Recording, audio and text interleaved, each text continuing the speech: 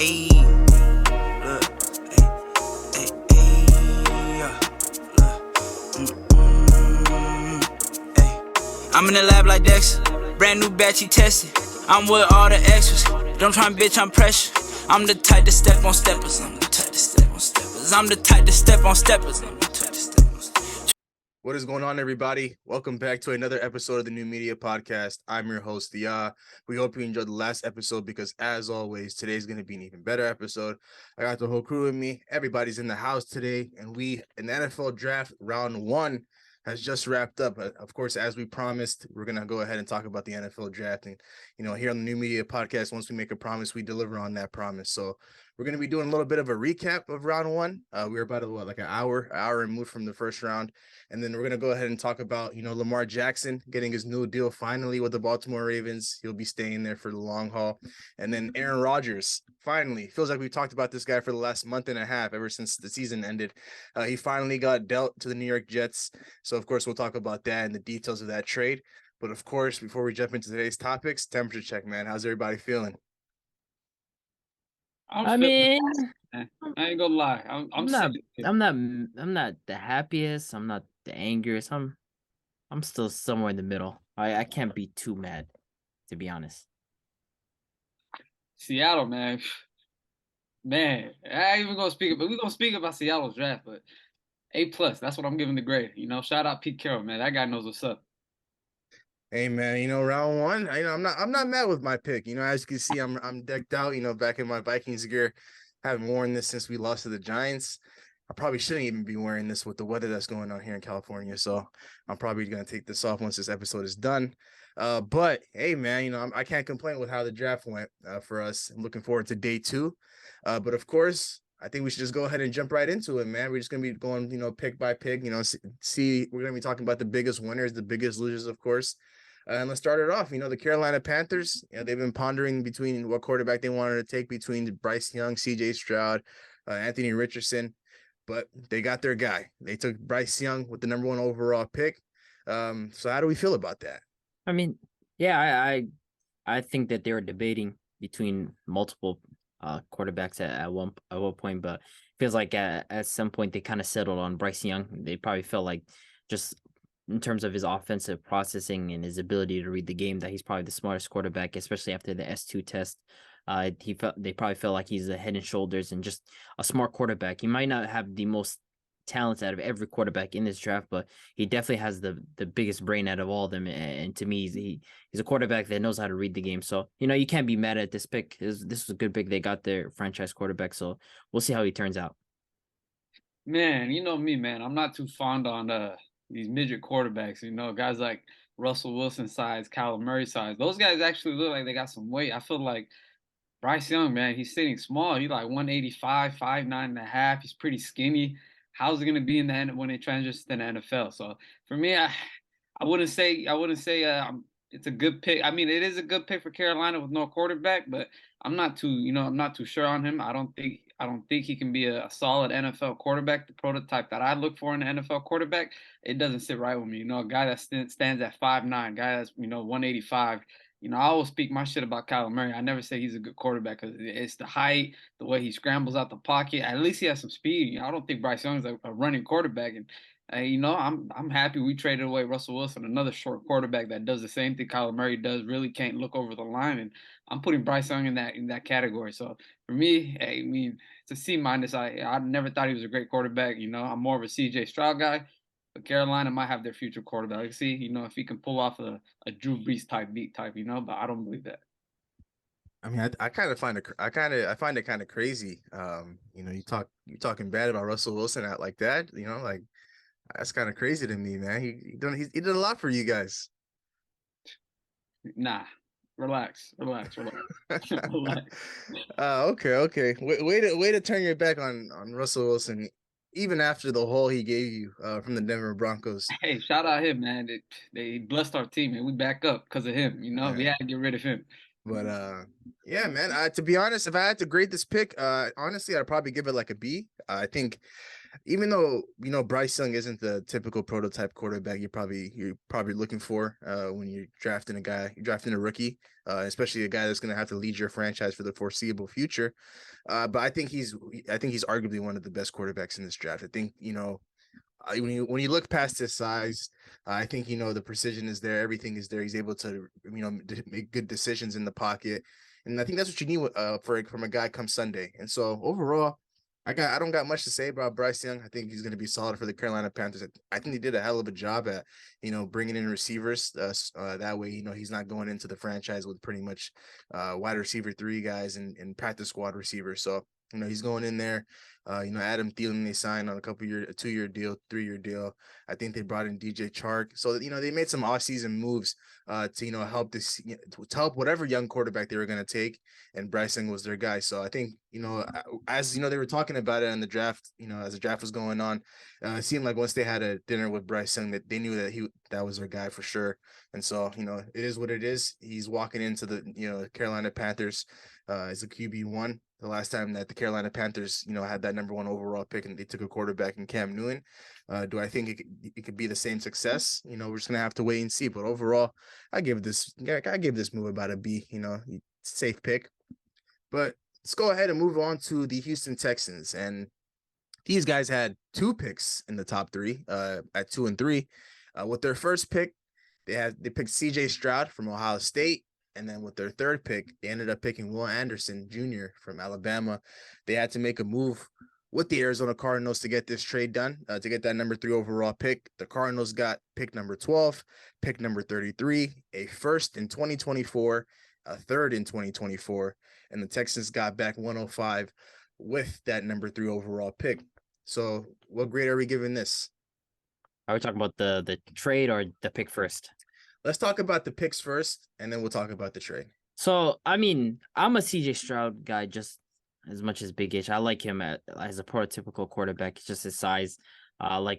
Especially that performance that he had against Georgia. I think that's what really pushed him into this upper echelon of the draft. That's what gave him this reputation. I feel like he has the ability to replicate performances like that. I like his pocket awareness. I do want him to get out the pocket a little bit more, start rushing a bit more. But I just like his size. I like my quarterbacks with height on them. I'm not as much as a big fan of Bryce Young, even though he is a better processor of the game. But the draft capital that they really gave up.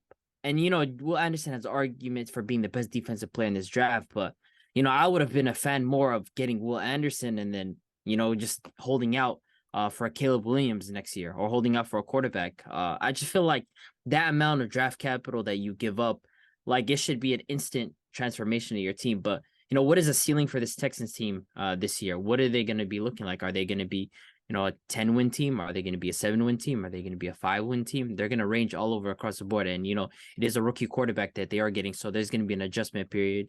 But, DeMeco Ryans with defensive players, I mean, this guy, he's a stud. So, they did give up a huge amount of draft capital. I'm not a fan of the trade at all, but, at least they have a clear direction in where they're headed. So, they have a good base to build off of. CJ Stroud, man, there's a lot of stuff coming into this draft talk about him, taking the S2 test and getting, 18% or 18 points on it, something like that. And there's like 12 other quarterbacks that are better than him in this draft. That's all noise, man. You got to throw that out the door when it comes to football. Obviously, Bryce Young, much, much smaller, much, much shorter, processes the game a little faster than he does, but this is a prototype quarterback that you want. He stands at 6'3", 215, knows how to throw the ball, and we seen it against that Georgia game. He was playing fantastic. So for me, I feel like that pick, they aced on that pick, and then the Will Anderson pick is a phenomenal player as well, one of the best defenders in this draft, and they might have gave up a little too much draft capital, especially giving up next year's draft pick for next year's first round draft pick. And if they don't get more than 5 or 6 wins, they're going to be missing a top pick right now, and that top pick is going to go to an Arizona Cardinal rebuild that we know that's happening. So for them, it's they got to get at least 8 or 9 wins in that division. Hopefully they can. I feel like with CJ Stroud, coming into that offense with the good running game already, and John Metchie III coming back healthy, feel like they have something. You add Will Anderson to that defense as well with the what's the cornerback they drafted last year? I forgot his name. Third pick. Stingley, another great defensive piece that they have, and they picked up DeMarco Ryans from the Niners head coaching staff. So they got a fantastic head coach. They got a young defense and a young offense. I feel like in a division like that where every team's pretty close, but the Jaguars might have a step ahead, they can get at least 8 or 9 wins. And I feel like it's the same case with Seattle. Trading the not same case with Seattle, but Seattle picking up those picks and relying on Geno Smith. For us, it was boom or bust, and we got nine wins, and we're sitting comfortable. For them, if they can get 9 wins, it's a good looking season for them, and they can move on from that draft pick. But if they don't, I feel like they lost the trade with that draft pick. I like this. I like this pick for the Houston Texans. But the whole problem with the trade and everything for me is number one being that the Houston Texans missed out on the number 1 overall pick on the last day of the season. This is where it all starts. Pretty much, that game against the Colts, last game of the year, Lovie Smith's last game, last day in the office. All of a sudden, the Houston Texans, who were in prime position to have that number 1 overall pick, end up falling, all the way to number 2, and pretty much you're taking the second best quarterback that you probably have on your list, because the Carolina Panthers, or at the time the Chicago Bears, they had their eyes set on whoever they wanted to take at that time. The Chicago Bears, obviously, we knew they weren't going to take a quarterback, and they're just going to use that pick to move back. And the Carolina Panthers took advantage of the opportunity, and they ended up taking their guy. And so it was kind of like the Houston Texans had their hand forced in order to take this guy, CJ Stroud. And so I haven't really done too much research on CJ Stroud. I watched a couple of games, and I feel like he does have the minerals to be a solid quarterback in this league.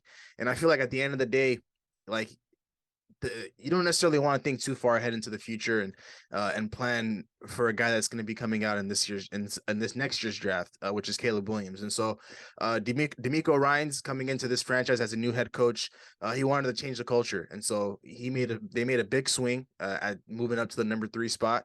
Although I do agree with you guys, I believe they did give up a little bit too much, simply because the Arizona Cardinals getting that first round pick for next year.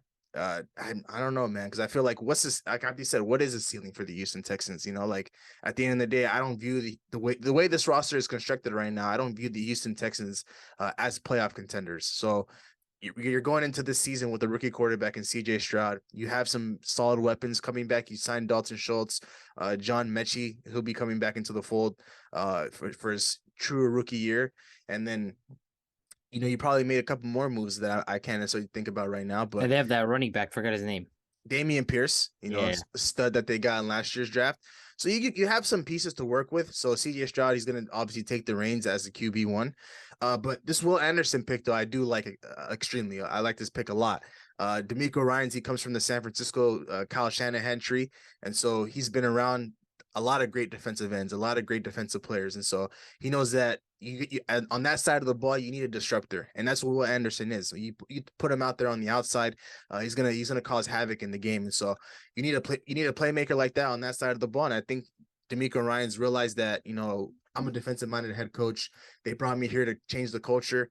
And why not try to knock off 2 birds with 1 stone? Let me get my franchise quarterback for the next 5-6 years. Hopefully it pans out, and let me get my defensive end, my edge rusher, and Will Anderson.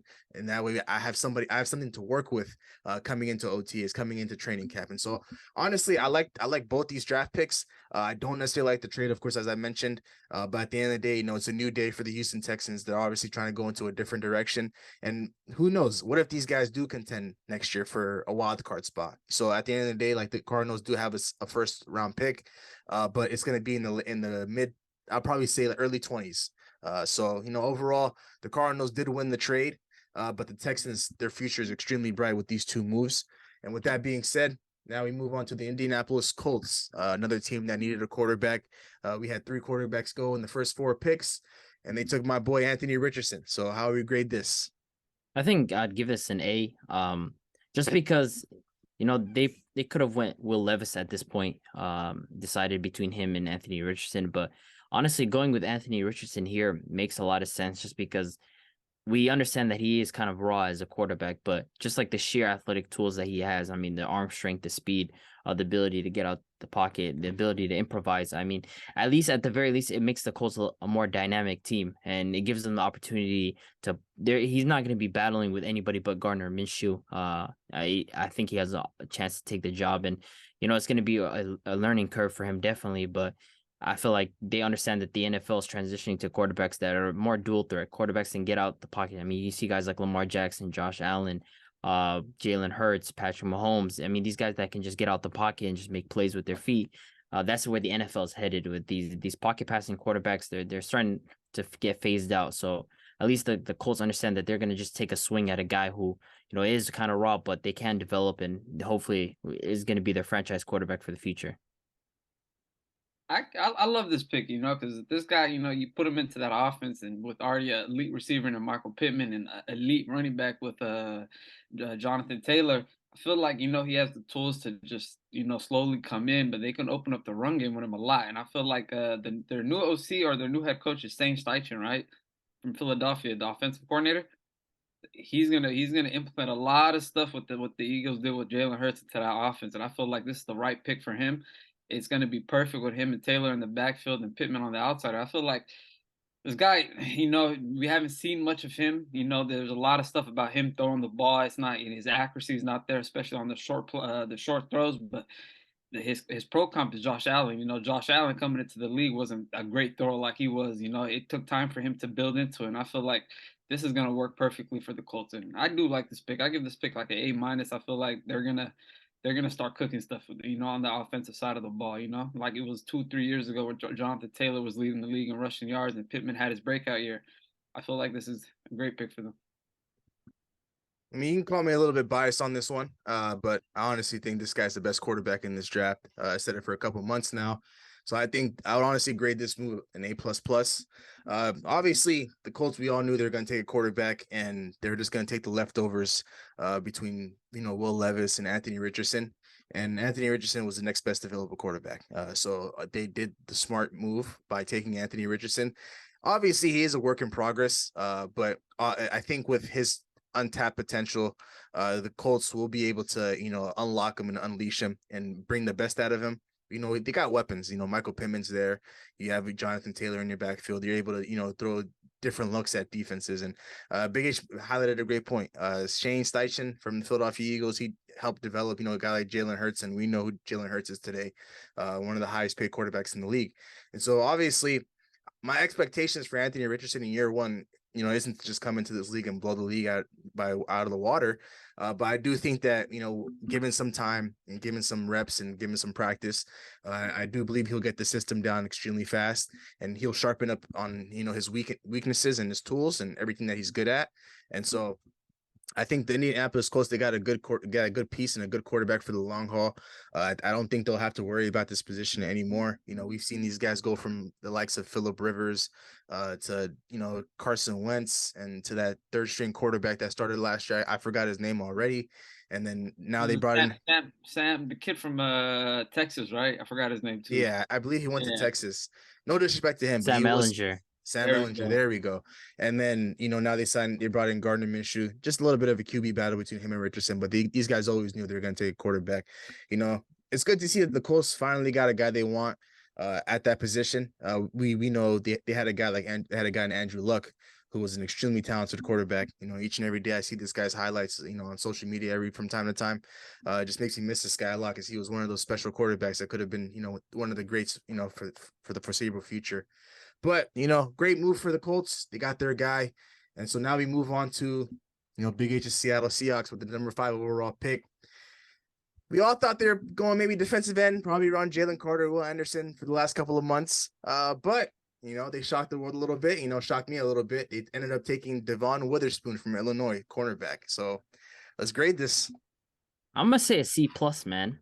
I'm gonna say a C+. I'm not a fan. Like, I think teams need to get to address things that are pressing needs first. I mean, the Seahawks running game was downright terrible last year. It was horrific. And I feel like they had an opportunity to get the best player in this draft to my knowledge, in Jalen Carter. I feel like he's the guy in this draft, and to pass upon him is just for a cornerback. And I understand how great Devin Witherspoon is, and I think he's going to form a great partnership with Tariq Woolen. I just feel like you have pressing needs in the sense that you got to take care of where your holes are on your team, and to pass upon Jalen Carter, I mean, I'm just not a fan of him, man. I don't see this. I understand the logic of trying to tighten up your secondary, but You got to start with the trenches first. You got to start with the bigger. I mean, just remember that game from last year against the Raiders. They gave up basically 300 rushing yards. That stuff like that just can't happen. So I'm not a fan of this move. I give it a C plus. That guy's funny. We ain't gonna mind him. This is Pete Carroll we talking about. This is the draft guru, the draft wizard. We talking about Pete Carroll. He knows what he's doing in drafts. We've seen the players that he drafted. Bro, you wanted Pete Carroll out 2 years ago, man. No, you have no proof of that. You wanted Pete Carroll out of here, man. 2 years ago, Hey, man. we know the truth. The viewers might not know. We know y'all the truth. just speaking. I always wanted Russell Wilson out the door. But Pete Carroll, ever since he came to Seattle, we know what type of players he drafted. We've seen the Cam Chancellors, we've seen the Earl Thomases, we've seen the Richard Shermans, we see the Bobby Wagners, we see the Woolen, and I feel like right now with Witherspoon, he threw everybody off. Everybody thought at prime 5 we're sitting there, and there's Jalen Carter available. The last 10 days, everybody talking about yes, Seattle's gonna take Jalen Carter. That they're 100% locked on one of the best D linemen, edge rushers coming out of college. Pete Carroll knew what's up. And I'm not going against what Pete Carroll says. That's the draft guru. I feel like this is an A+ pick for us. And to speak on Witherspoon, man, this guy's a fantastic man-on-man defender, a fantastic on-ball guy. He's quick. He's a heavy hitter, and that's the type of defense that I love. That's the type of defense Seattle, LOB 2.0. To pair him with Woolen, Quandre Diggs, and we get Jamal Adams back, we building something. Obviously, our D-line and our edges. Last year, we gave up a lot of rushing yards to multiple teams. The Raiders, the Panthers, Tampa Bay. They cooked us. They ate us on the rushing. But I feel like this year we got a couple pieces coming back. We picked up Draymond Jones in free agency. So I feel like Pete knows what he's doing. He thinks that, hey, we don't have to waste this pick on Jalen Carter. He got some guys in the free agency to shore up our D-line. We got Uchenna Nwasu and Darrell Taylor still playing for us. They're healthy now. They missed a couple games last year to pair him with Draymond Jones. And hopefully second round, there's some pieces left as well. So we're going to see. But I love this pick, man. This Witherspoon kid, probably the best cornerback in the draft. And you've seen the reaction right away. Why we picked him? The Lions traded their pick ASAP. Yeah, they traded their pick ASAP. They're like, oh, they took our guy. And they went back in the draft. They got more draft capital. But for me, I'm putting this A+, man. I'm not going against what my guy, the draft wizard, the draft guru, Pete Carroll did. Very, very, very biased of you.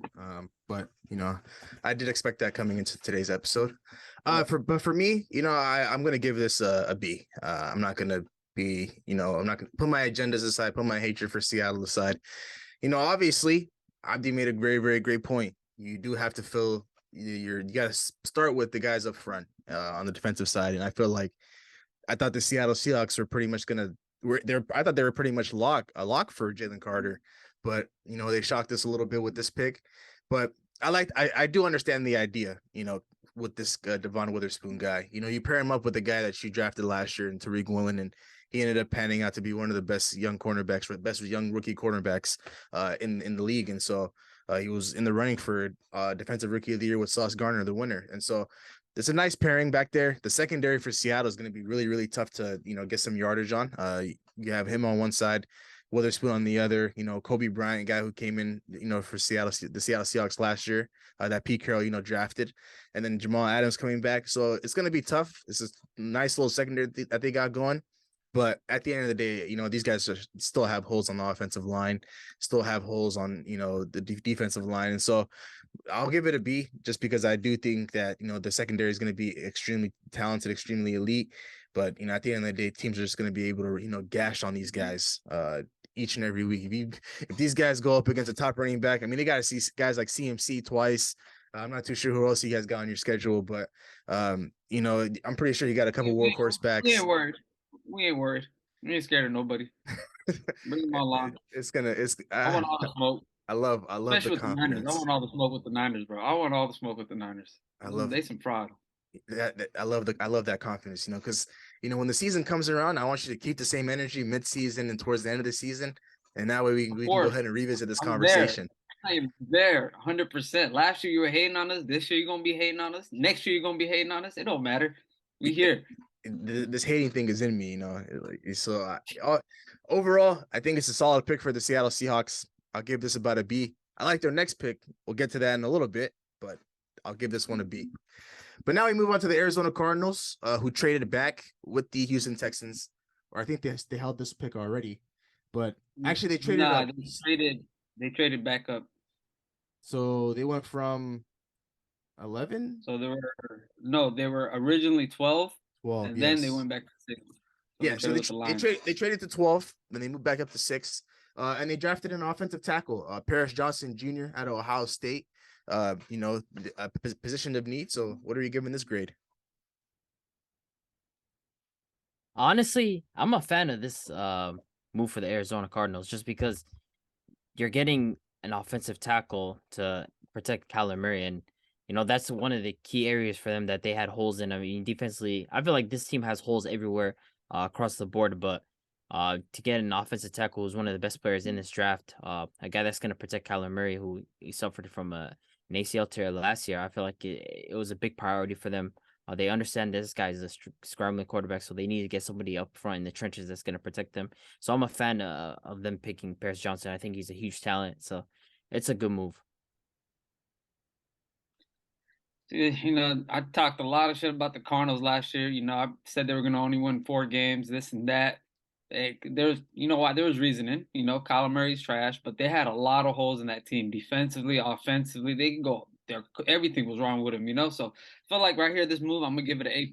Paris Johnson was a guy protecting CJ Stroud. I've watched a lot of Ohio State football games, and he's one of the best tackles in the game. And I feel like he's gonna be a high impact starter on the Arizona Cardinals team immediately. So I agree. A+.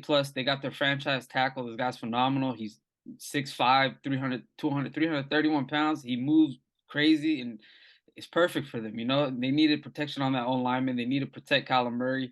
They don't need Kyler Murray running out the box every single second getting chased by 6 guys. So A+ move for them right here. And then they got draft capital back. I mean, they didn't really waste too much trade. They got that the number one, not the number one pick, but they're gonna most likely have a top 6 pick next year in the draft too as well. So it's perfect for them. They can beef up this old lineman, and they still can beef it up next year as well. Yeah, solid move for the Cardinals. They had to make a move for an offensive tackle for a guy on the offensive line, and they wanted the guy that they kept the profile on, and that's Paris Johnson Jr. I don't think he would have fell all the way down to 12. So it only makes sense for them to trade back into the top 6, get the guy that they want. Develop him, have him do his thing this year. We all know what the Cardinals' outlook is for this upcoming season, like we all mentioned. With Kyler Murray being out for a good chunk of the first half, these guys aren't just going to be in contention for a wild card spot, and so you just want to slowly but surely retool up this roster, so that way when you get your guy back, Kyler Murray, you will be able to go at full strength, 100%. No issues on that side of the ball. So overall, good pick. I go ahead and give this about a B+. I'll probably lean towards the A- because this was a position of need. They did need to boost up their offensive line, and they got the best offensive tackle in this draft. So overall, I'll give this an A- when I rethink about it. But now we move on to the Las Vegas Raiders, a team that signed Jimmy G in the offseason, as we've talked about. And after the draft combine, they were in the running for a quarterback. There were rumors that they were going to draft, Levis or Anthony Richardson. But come draft night, they did nothing of that sort, and they ended up going with Tyree Wilson, edge rusher out of Texas Tech. So how do we grade this? I'm grading this a B+. I think for the Raiders, in their minds, they're thinking Jimmy Garoppolo's here to steady the ship. I mean, Devontae Adams, is he really going to play with a rookie quarterback? Is that the idea that they have in mind? Like, what is the reasoning for them to be pairing up Devontae Adams with a rookie quarterback who is going to take time to adjust, who's going to have a learning curve, versus a quarterback that's been with Josh McDaniels before during the time that they were in the Patriots? I feel like this was for them. They're just deciding, let's just beef up that defensive line. But at the same time, I mean, yes, their defensive line needed help considering Chandler Jones wasn't what they thought he was going to be for them. I feel like their secondary is just downright horrific, man, and that's where they should have went. With a secondary player, they should have either went with Christian Gonzalez or someone for that secondary. But they did go for an edge rusher, which makes sense across from a guy like Max Crosby. But still, at the same time, I would have been a fan of them going for someone in the secondary. But you can't be too mad. I'm not angry at them about the whole quarterback situation. I think Jimmy Garoppolo is there just to steady the ship for them. But I'm not a fan of them going with an edge rusher instead of a secondary player. I'm pretty sure Chandler Jones is still on that team as well, right? He still Yeah, is. yeah. So I feel like, their D line last year was fantastic. They played great, especially Max Crosby and Chandler Jones. But Tyree Wilson, man, I feel like they're just going off his freak nature and his freak size. The guy's sitting at 6'6", 275, outside linebacker. Before he got hurt, he led the team in tackles. He was leading the team in tackles, leading the team for tackles for loss. He had 7 or 8 sacks before he got hurt in that Kansas game, and there wasn't much, after that. So for them, I'm gonna say C plus. I think like The Abby thing is, said, though, if it weren't for Chandler Jones didn't have a sack for the first 7 weeks, so yeah, the he first 7 was weeks like he a was up quiet. and down for them. Yeah, he was quiet, but for me, I feel like I'm gonna give it a C plus. Like just like Abdi said, he said they needed a cornerback, they needed to beef up that secondary, and they didn't. And that secondary was always getting torched in games last year. So there was guys like especially Christian Gonzalez, he was there available at that time, and he dropped to seven, dropped a lot. So I feel like they could have grabbed him or somebody else, but let's see how this pans out for them. Yeah, you guys are a lot nicer than me. I'm giving this a D. Nothing more, nothing less. If I could give it an F, I would, but just because of Tyree Wilson's freak nature, freak build, I'll give him that edge. But at the end of the day, you guys have already said what I was gonna say. These guys needed to address the cornerback room on that side of the ball, and they did nothing of that sort. Obviously, you already have Max Crosby. Chandler Jones probably wasn't the guy, wasn't the player you were anticipating when after this last season, but you already have one guy that's a beast on that side of the ball. You have Max Crosby, and it's not necessarily a position of need. Obviously, you do want to have a lot of guys that can get after the quarterback and cause havoc on that side, but you need guys to guard these wide receivers in this league. You're going up against Tyreek Hill, Devontae Adams, Justin Jefferson, Cooper Kupp, and the list goes on and on. You need a cornerback one, and these guys don't have that coming into week one of this upcoming season. So, you know, obviously you grab Tyree Wilson, you pair him up with Max Crosby, but your secondary is still going to be terrible. You're not really going to be able to defend at a high level. Obviously, Max Crosby and Wilson aren't going to be able to just consistently get after the quarterback every single play. You're going to run into some teams that have good offensive lines, great offensive lines. So, obviously there's going to be some troubles during the game, but for the most part, these guys are not going to necessarily get after the quarterback as you'd hope. And so I'm giving this nothing more than a D. And honestly, the Las Vegas Raiders, they disappointed me in this draft. This first round so far. We're only in day one. They could make some moves in day 2 and day 3, but you always want to start off the draft right, kick it off right, get off to the right, get off on the right foot, and they didn't do that with this pick. So overall, I feel like they should have went O lineman, to be honest, to protect the quarterback a little more. I feel like they had problems last year protecting Derek Carr as well. People were getting to him in the backfield quick, so I feel like they could have took O line here instead, but who knows, man? offensive We'll see. line, offensive line or a cornerback, and they went with Yeah, neither. So neither. So definitely, tough. definitely a D in my book. But we'll go ahead and move on to the Atlanta Falcons, a team that did something that's out of the ordinary in the first round of the NFL draft, and they drafted the best running back in the draft, which is Bijan Robinson, running back out of Texas. So what do we grade this? An F. 100% F. This was probably, you can make a case that this for the Lions probably was the worst move of the draft. I mean, don't get me wrong, Bijan Robinson, he's a phenomenal talent, and to me, one of the best running back prospects in Saquon Barkley. This guy is a stud.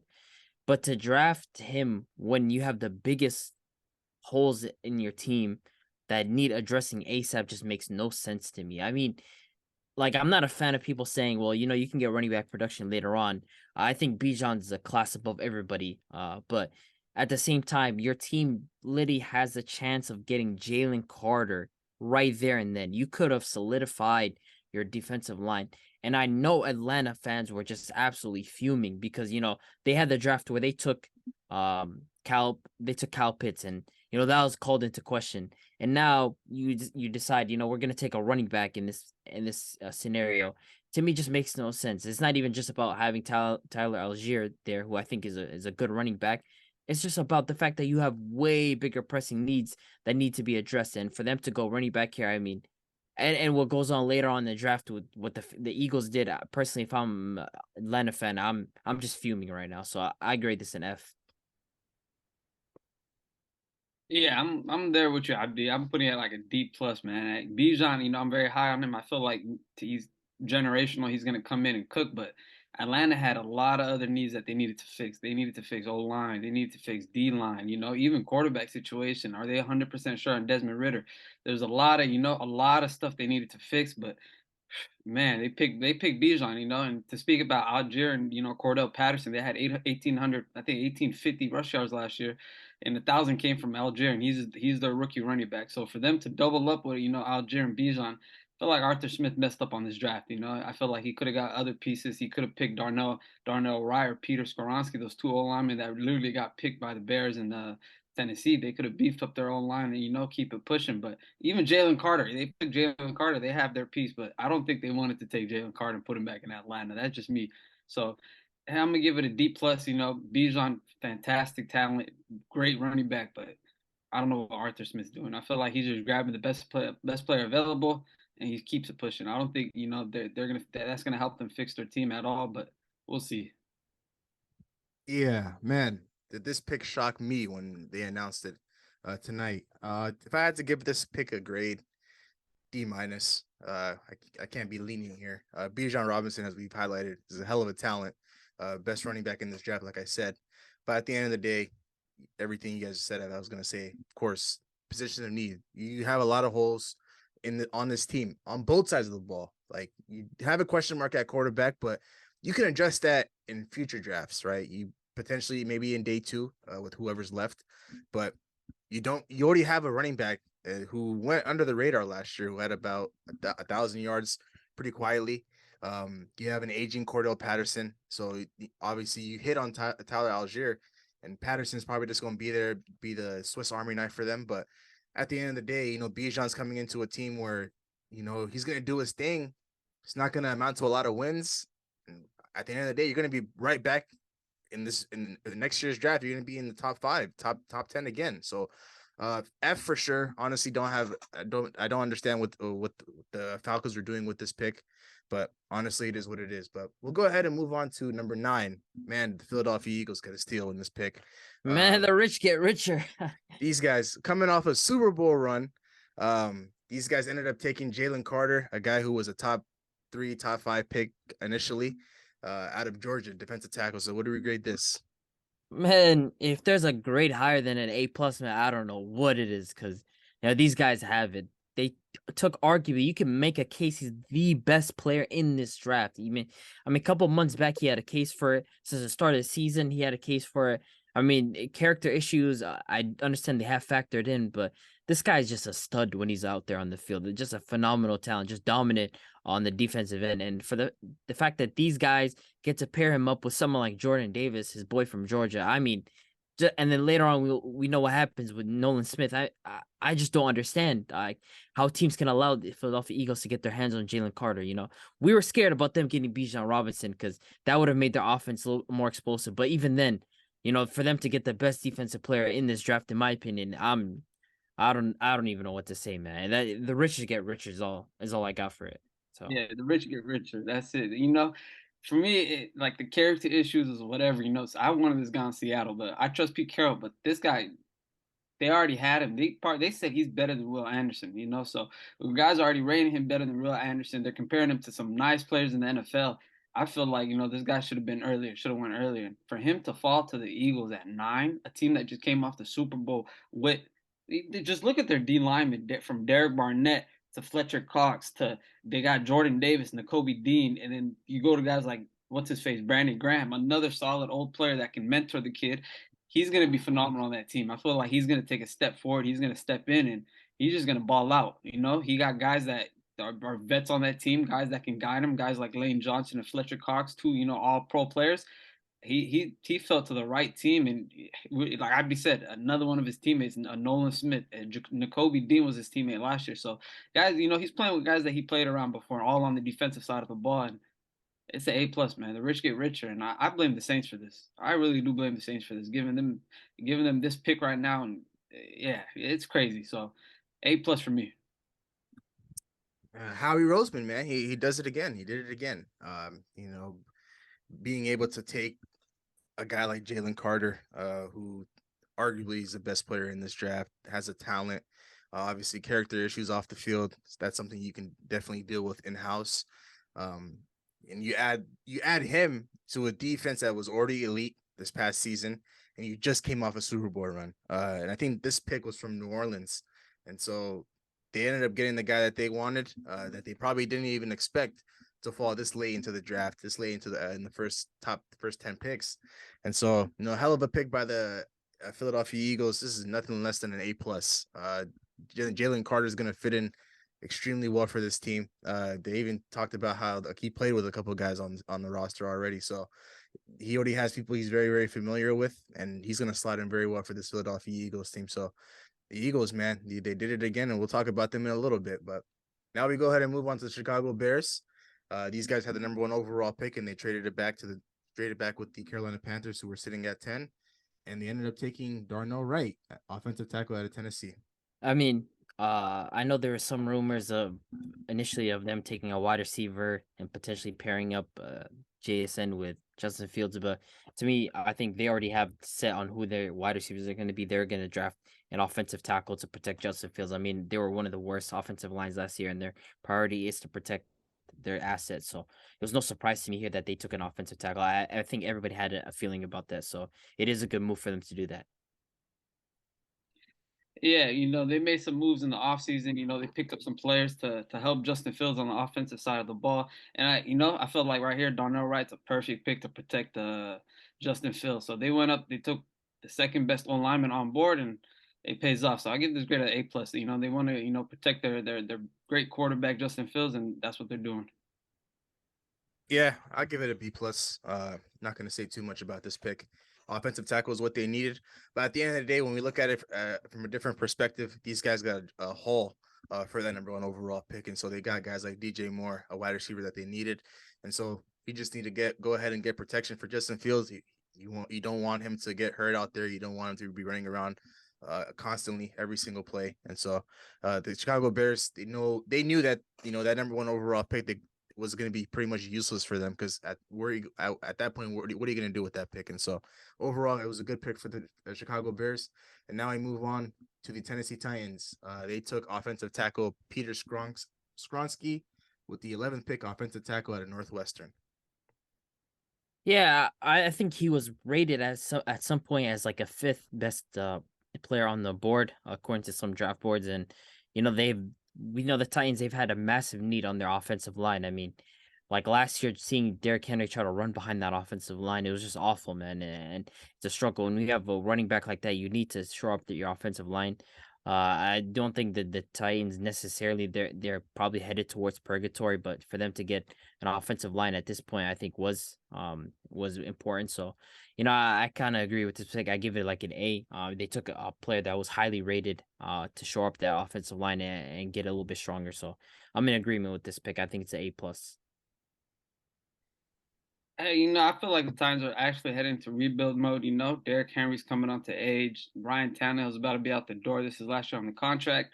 And yeah, like I'd be mentioned, Derrick Henry struggled last year behind that old line. I don't know what happened. The year before, it looked phenomenal, but this year it just looked nasty. Even with Tannehill in or out, the old line could have held up either way.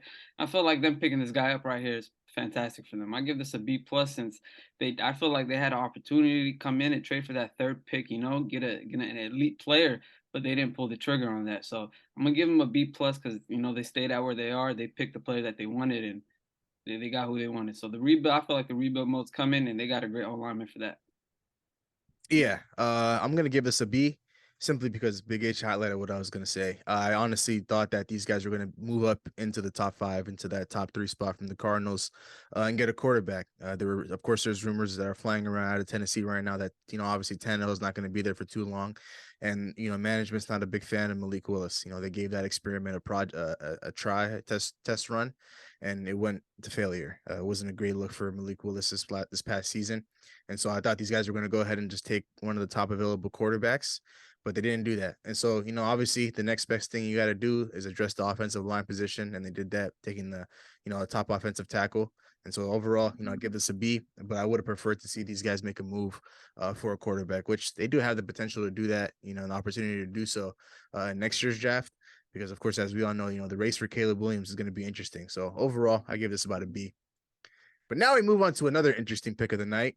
At the number 12 spot, we have the Detroit Lions, and they selected Jahmyr Gibbs, running back out of Alabama, second running back off the board in the first round in the first 12 picks. So what do we grade this? I want to change something. So the Bijan Robinson one, I want to make that one a D minus. This is the one to me that's an F, and it should be a consensus F across the board. Just because one, Jahmyr Gibbs was never, I don't think he was ever rated to be going into this range. I mean, according to Yahoo's big board, he was ranked 42.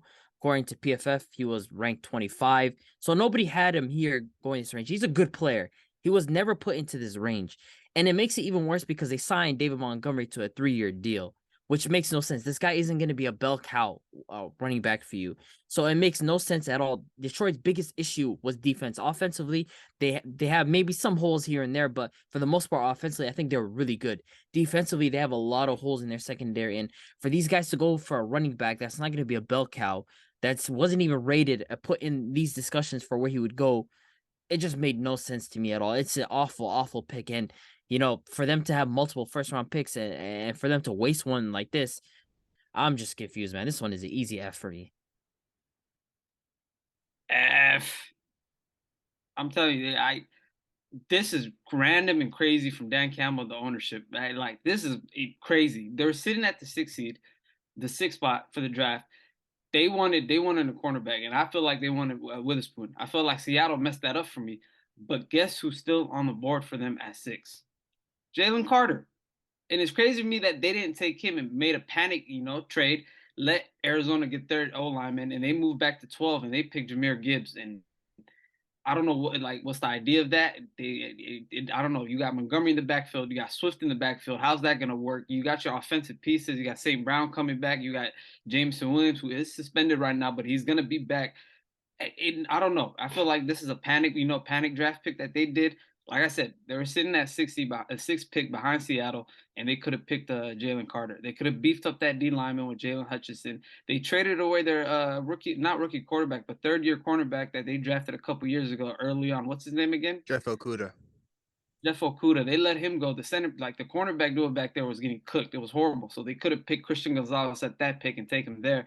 But you settle with the running back that's a rookie that you probably that you have Swift and Montgomery. I don't know how that's going to work, but I'm giving it an F. I feel like Dan Campbell felt horrible in this draft so far with the 2 picks. We're going to talk about the next one that they got coming up, but I feel like, yeah, it fell F.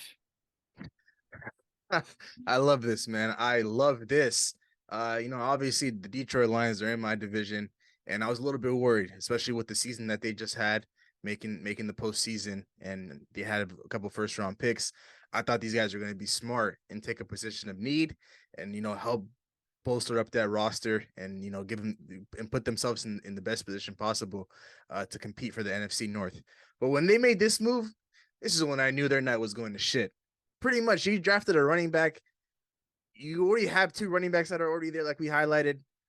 What's the idea behind that? Like, Jahmyr Gibbs, he's not that good of a pass blocker. He obviously he can run the ball and he's good in pass catching situations, but you have Swift for that. You brought in David Montgomery to kind of aid that, the bell cow position. So it's just like, where are you going to give Jahmyr Gibbs run? This upcoming season, he has to, beat out these 2 guys. Maybe they probably have their whole plan is to kind of move off of DeAndre Swift, who's injury prone. So maybe if they do that, then obviously I think this would be a higher grade, but this is nothing. This has to be an F. General consensus. We all agree on this one. Nothing more, nothing less. F. These guys started off the draft extremely horrible. No plan, no vision. You drafted a running back. Like, obviously we saw Atlanta take Bijan, and these guys just wanted to double down and match these guys and make some history.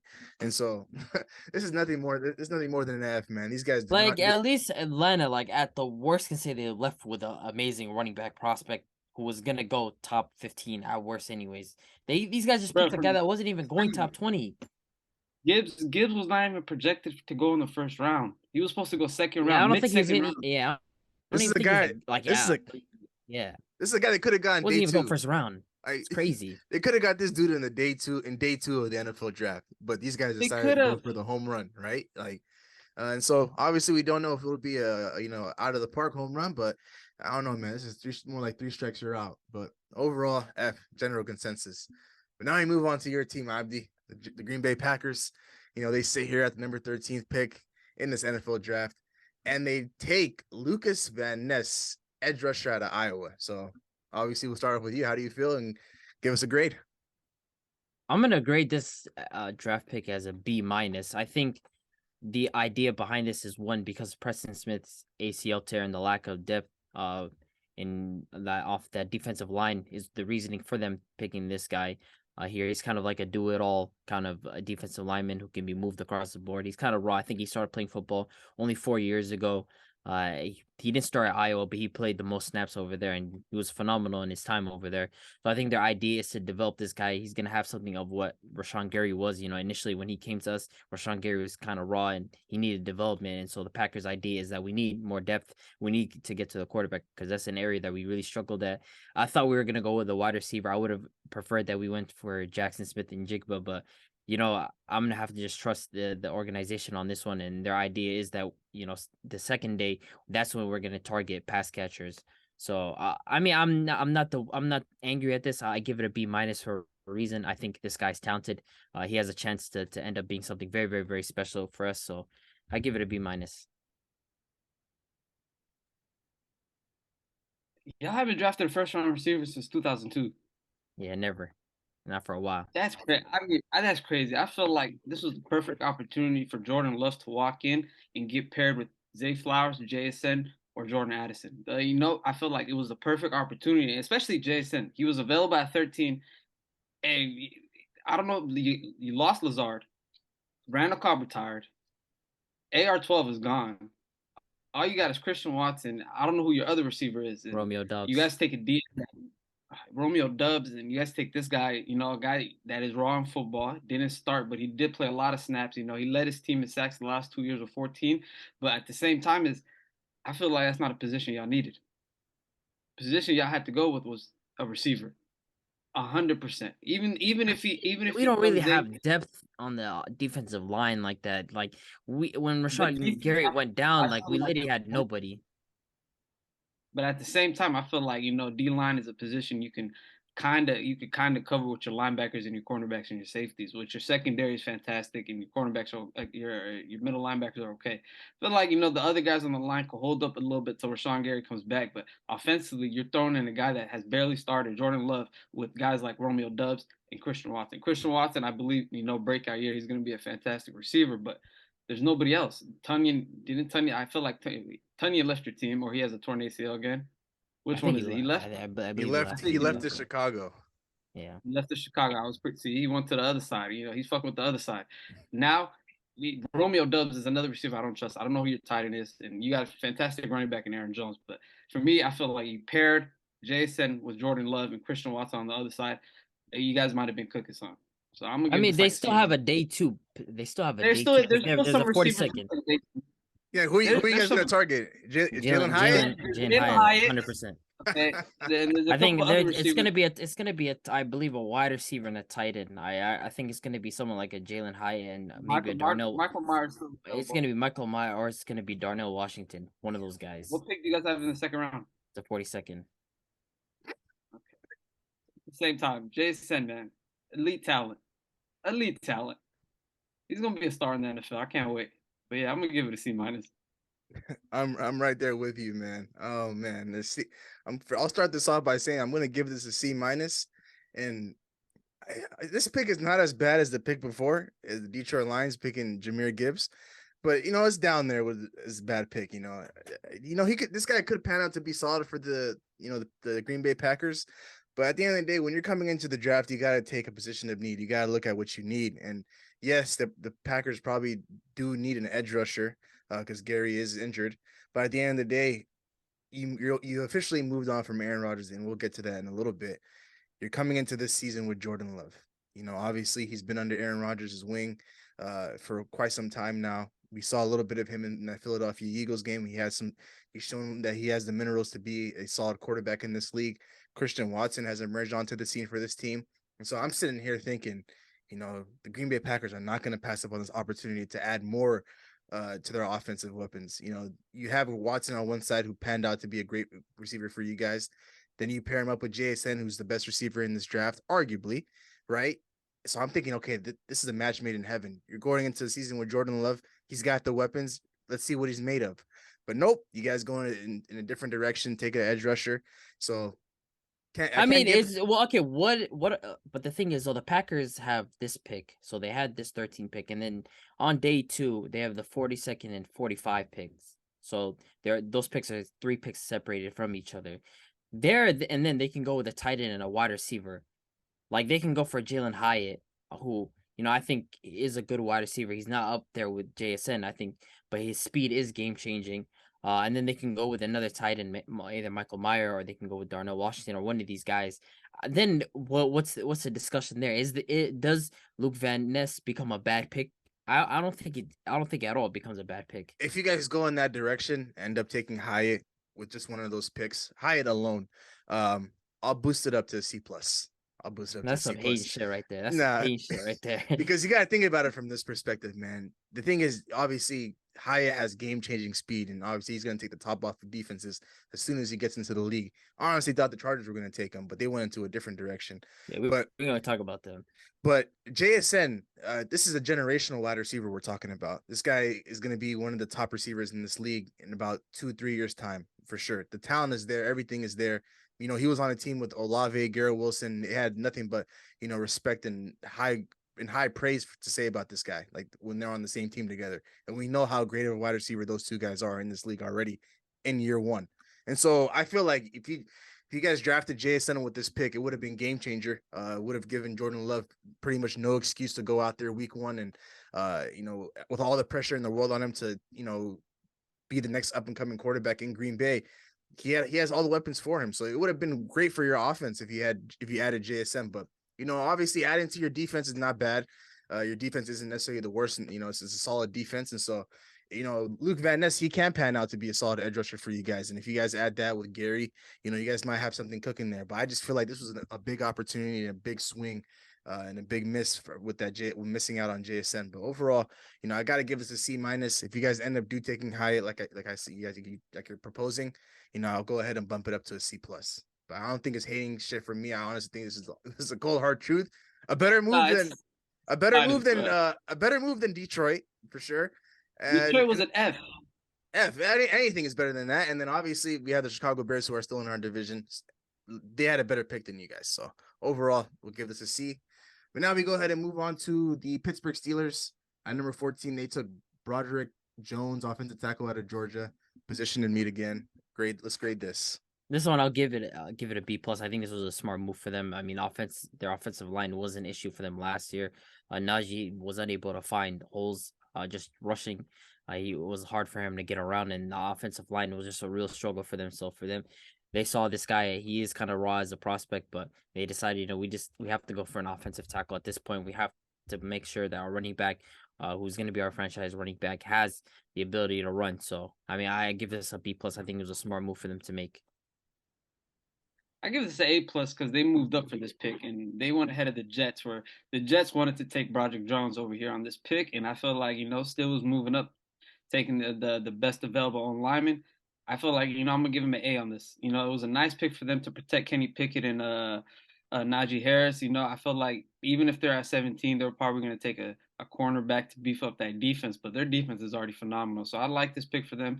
They're beefing up that old lineman. They're going back to that hard-nosed running football that we know about the Pittsburgh Steelers, and those quick drop-offs to Pickens and Deontay Johnson, especially Pickens down the field, man. That guy's crazy. So I like this pick. They're trying to protect their quarterback and running back.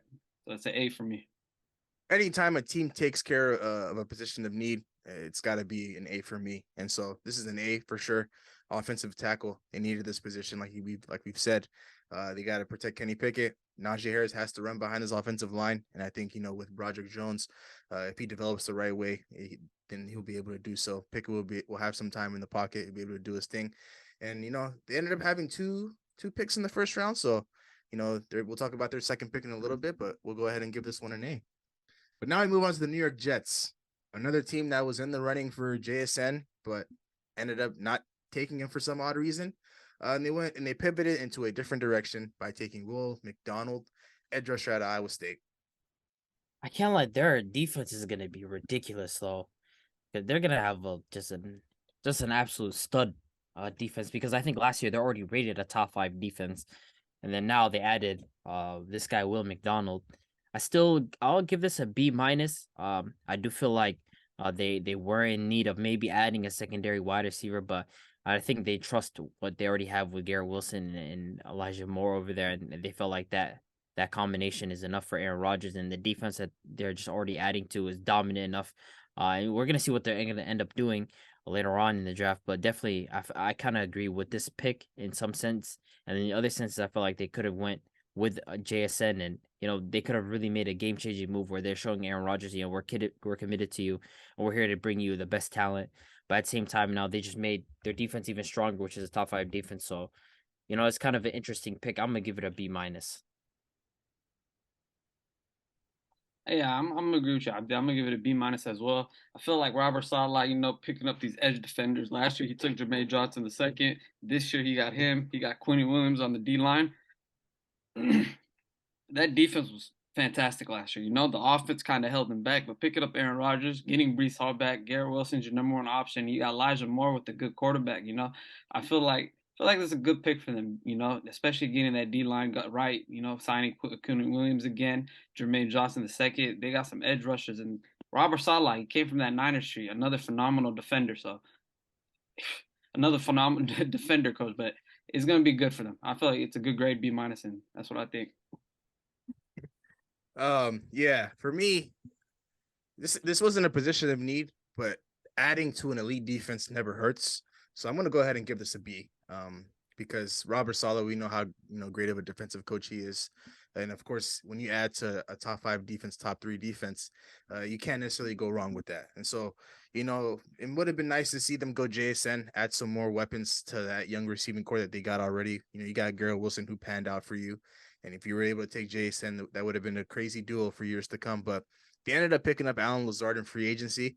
And so Allen Lazard is a guy who's very, very familiar with, Aaron Rodgers, of course. And so they do have the weapons on that side of the ball. So it's not necessarily like the worst thing in the world if they passed on JSN. But for starters, Elijah Moore did get moved. He got moved once Allen Lazard signed. So he ended up getting moved to Cleveland. But he would have been solid in this offense as well, even if he were still here. But they ended up moving on for Lazard, who I think is a better receiver at this point. And so I'll give this about a B. But now I move on to the Washington Commanders. They ended up picking Emmanuel Forbes, cornerback out of Mississippi State. Very, very undersized.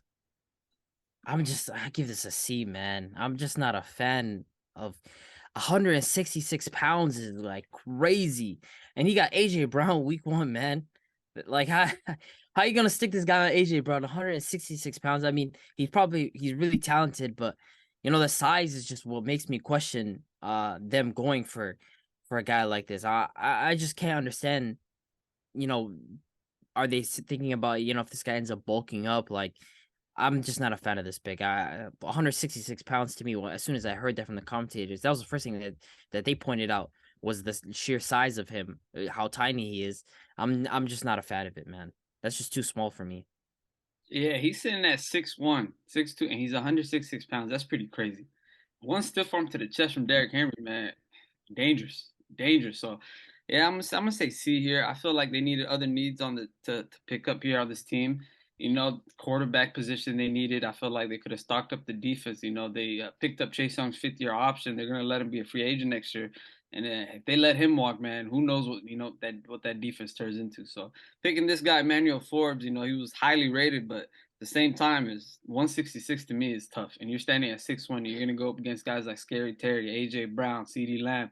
That's some great competition in that division. So he's gonna see him twice each week. And feel like they could have fixed their other needs on D line or O line, but yeah, I'm gonna stick here with a C. Gonna have to go C minus here. Of course, the size issue is just my main concern, and I feel like if these guys were already set on going cornerback, there's a couple other cornerbacks that were still left on the board and still are left on the board, like Christian Gonzalez and Joey Porter. I think Branch was still there. So there's other, guys that they could have gone that probably could have slotted in just smoothly. But, the size issue is just a real main concern. Like Big H mentioned, when you're going up against these top receivers in your division, you're just going to have a hard time trying to contain these guys. So I just can't move this any more higher than the C minus. But now we move on to the New England Patriots, who traded back with the Pittsburgh Steelers and moved to 17. and they ended up taking Christian Gonzalez, cornerback out of Oregon. This guy was projected to go in the top 10, and he ended up falling all the way down to 17. I think this is a move for the Patriots, just because this guy had a case of being the number one corner taking off the board, and he had a case of being in the top 10, as high, I think, in some boards that he was going top 7. And for them to get this guy literally at this pick is, to me, is a huge value. I think he's one of the more dominant corners in this draft, especially as a man corner. And, Belichick with cornerbacks, I mean, it's just cash money every single time, and I think he's going to be absolute stud for Bill Belichick. I think it's a phenomenal pick. Some people are arguing why not go for a wide receiver, but I think for the value that this pick has and this guy that he's going to bring, I think this is an A. And Bill Belichick, man, I feel like he won today. This guy waited for a cornerback that was supposed to be taken top 10. He was projected in a lot of mock drafts top 10. And I felt like he traded back to 17. And he got the guy he wanted. And we know this guy, man. He breeds cornerbacks like nothing. Every single year, there's a new guy on that team, and they always cook up. So I feel like, Christian Gonzalez going to this team, he's going to be a perfect fit. Fantastic zone cornerback. Long and lengthy for man on man, but there's some stuff that Bill Belichick's going to tweak for him, and he's going to fit it well. So I expect this guy to be, locked down next season when he comes into that team. Yeah, man, can't go any lower than an A for this one. A guy who was top 10 talent, projected to go top 10, and ended up falling into your hands at 17. Bill Belichick won today, and this guy has the potential to be the steal of the draft, just in day one alone. So I'll go ahead and give this an A. I think he'll slot it in extremely well. As we mentioned, Bill Belichick and DBs, he just knows how to, make them work. And we saw last year with Jack Jones, and I feel like we have the potential to see it this year with Christian Gonzalez. So I think this is a very, very solid pick for the Patriots. But now we move on to the Detroit Lions, who made another mistake at the number 18th pick. They ended up taking Jack Campbell, linebacker out of Iowa. According to ESPN, this guy would have been 96% chance he would have been there at the 34 pick. What's funny is Gibbs would have been there at 99%.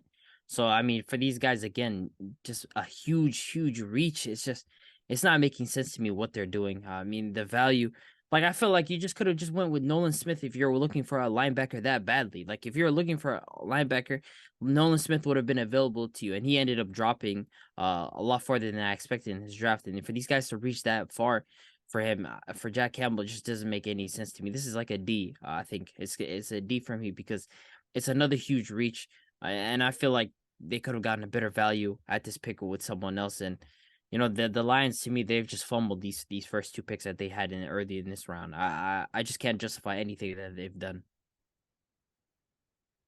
Yeah, I'm agree. I think I'm gonna go F plus.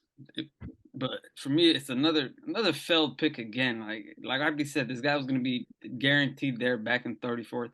Nobody took a middle linebacker at all this draft in the first round. I think Nolan Smith, only outside linebacker that went, and he was the last pick to the Eagles, but the second to last pick. But at the same time, it's like you pick Jamar Gibbs where you trade it back, and then at this pick that you don't take the best option that's still there. Even a receiver, pick up JSN. It doesn't matter who you take at that, but you pick a linebacker that's going to be there later on for you. But like Dan Campbell just fumbled the draft for the Lions.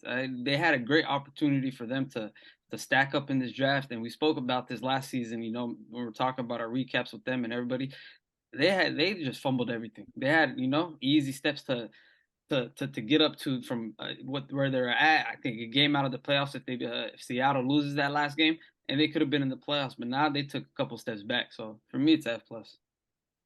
Yeah, I mean, we gave that Jahmyr Gibbs pick an F. It's only right that I give this one a D minus. Honestly, these guys took a huge swing, and I don't think these two picks will end up panning out for them. And obviously, we've already highlighted how we don't necessarily understand their vision and where they're trying to go in what direction. But what surprised me the most isn't even what they ended up drafting, the guy they ended up drafting with this pick. I just feel like, they didn't go quarterback in this draft at all so far in day one. And I feel like, obviously we talked about Jared Goff having that great season he had for them, leading them to the playoffs and stuff. But I was just not even to the playoffs, but having a successful season at 9-8. I was just a bit confused as to why they didn't even attempt to try to take a quarterback. Will Levis at this point is still on the board, and this guy was projected to go in the top 10 or maybe like top 15 at the latest. But sitting here at number 18 and you don't end up taking a quarterback, and now you're going into the next season with Jared Goff obviously we know the race for Caleb Williams is going to be extremely hot, but I don't think the Lions are going to be in contention for that. So these guys fumbled their 2 first-round picks and 2 picks that they could have been game changers for them coming into the season from week 1. But it is what it is, man. This is who the Detroit Lions are. So I'll give this a D minus. But now we go ahead and move on to number 19, Tampa Bay Buccaneers. They ended up taking a defensive tackle out of Pittsburgh, Kalijah Kancey. Yeah, I can defend this pick. I'll give it a B just because I know Todd Bowles, who he is as a defensive coach, and last year it felt like the Buccaneers, they went away from their identity defensively. Defensively, they weren't as good as they were supposed to be usually, and I feel like they kind of went away from that, and now they're looking to revigor that defensive line, and they brought in a Kancey, who I think is gonna fit for this team. Todd Bowles does a great job with defensive linemen, and it kind of makes sense from them, their standpoint. I know they're kind of in an awkward phase after Tom Brady decided to retire, but this is a good pick to start off just to get back that defensive juice that they had from previous years. So I can rock with it. Yeah, I'm gonna give it a B plus, man. I feel like playing Kalijah with Vita Vea and as D tackles and the left defensive end is perfect. They got Shaquille Barrett on the outside, and they still got their 2 linebackers, but I feel like, yeah, they went a little away from the identity on the defensive side of the ball last year. They kind of got gashed, but I feel like this pick right next to Vita Vea, Kalijah, he's going to be a fantastic player. I feel like he's going to fit in, and his pro compass to Aaron Donald. So we're going to see what he does, but it's a good pick for Tampa Bay right here. Although they had Baker Mayfield and Will Levis was still on the board, they could have went quarterback here, but I guess they trust in Baker, which I don't, but we'll see what happens. I don't even think it's about having trust in Baker. I feel like these guys think that they're going to be so bad to the point where they might have an opportunity at that number 1 overall pick next year. So, and even if they don't end up getting the number one overall pick, they'll probably be somewhere in the top 5, which will give them the opportunity to trade up to 1 to get the guy they want, which is Caleb Williams. And so I'm not too mad at this pick at all. I'm going to go ahead and give it a B. You're adding to this defense that wasn't great last year, so you want to go ahead and kind of go into a rebuild phase. You want to move off of what you had with Tom Brady. You're going into a different direction. And so, I thought these guys were going to end up taking a guy like Will Levis just because he was still on the board at this point. And so passing on him, going into a different direction, I can't be mad at it at this point because I think the Tampa Bay Buccaneers do have an opportunity to have that number 1 overall pick next year with who they still have in the quarterback room right now. And so I'll go ahead and give this one a B. But now we go ahead and move on to the number 20th pick, which was held by the Seattle Seahawks. And they ended up taking JSN out of Ohio State. So let's grade this. I'm going to give this an A because now you can have an argument that the Seattle Seahawks probably have the best wide receiver trio in the NFL. I think they got the best wide receiver off the board, in my opinion. And at some point, someone was going to have to go for a wide receiver first. And for them, now this diversifies their offense. And Geno Smith has just a multitude of weapons at his disposal. I feel like JSN gives him a different look, a guy that can consistently get open and make plays. So I'm sitting here thinking like it's going to be hell for teams in the NFC West playing the Seattle Seahawks. I think that offense just has a lot of looks with Kenneth Walker and DK Metcalf and Tyler Lockett and now JSN. That offense is just nice, man. So I rank this an A, just the value that they got for him. And he was going to go somewhere around 15, maybe earlier than that. At some point, he was projected to go 13. And now he's sitting there at 20, and they took him. And that's a good value for them. So. And what I say about Pete Carroll, man, he know what he's doing. That's the guru, He walked into this draft. He was like, all right, if Jason falls, we're going to take him, no doubt. And that's what he did. And we got the best receiver coming into this draft, the guy that's going to fit well with our Tyler Lockett, DK Metcalf, Geno Smith, Kenneth Walker. It's going to be a crazy offense. And he could play slot. He could play outside. He's a fast receiver, fantastic route runner. He does everything on the board for us. And I feel like, Tyler Lockett at the age that he's at right now, it's time for, we took another receiver and we got the elite receiver we needed. So he's coming into this team, a young core. It's going to be beautiful. I can't wait for the offense. We got a 3-headed dragon, And I'm going to say this. I'm going to give Jamar Chase, T. Higgins, Tyler Boyd that number 1 spot for the trio, but Seattle's number 2. And we jump like that quick. Yeah, that quick.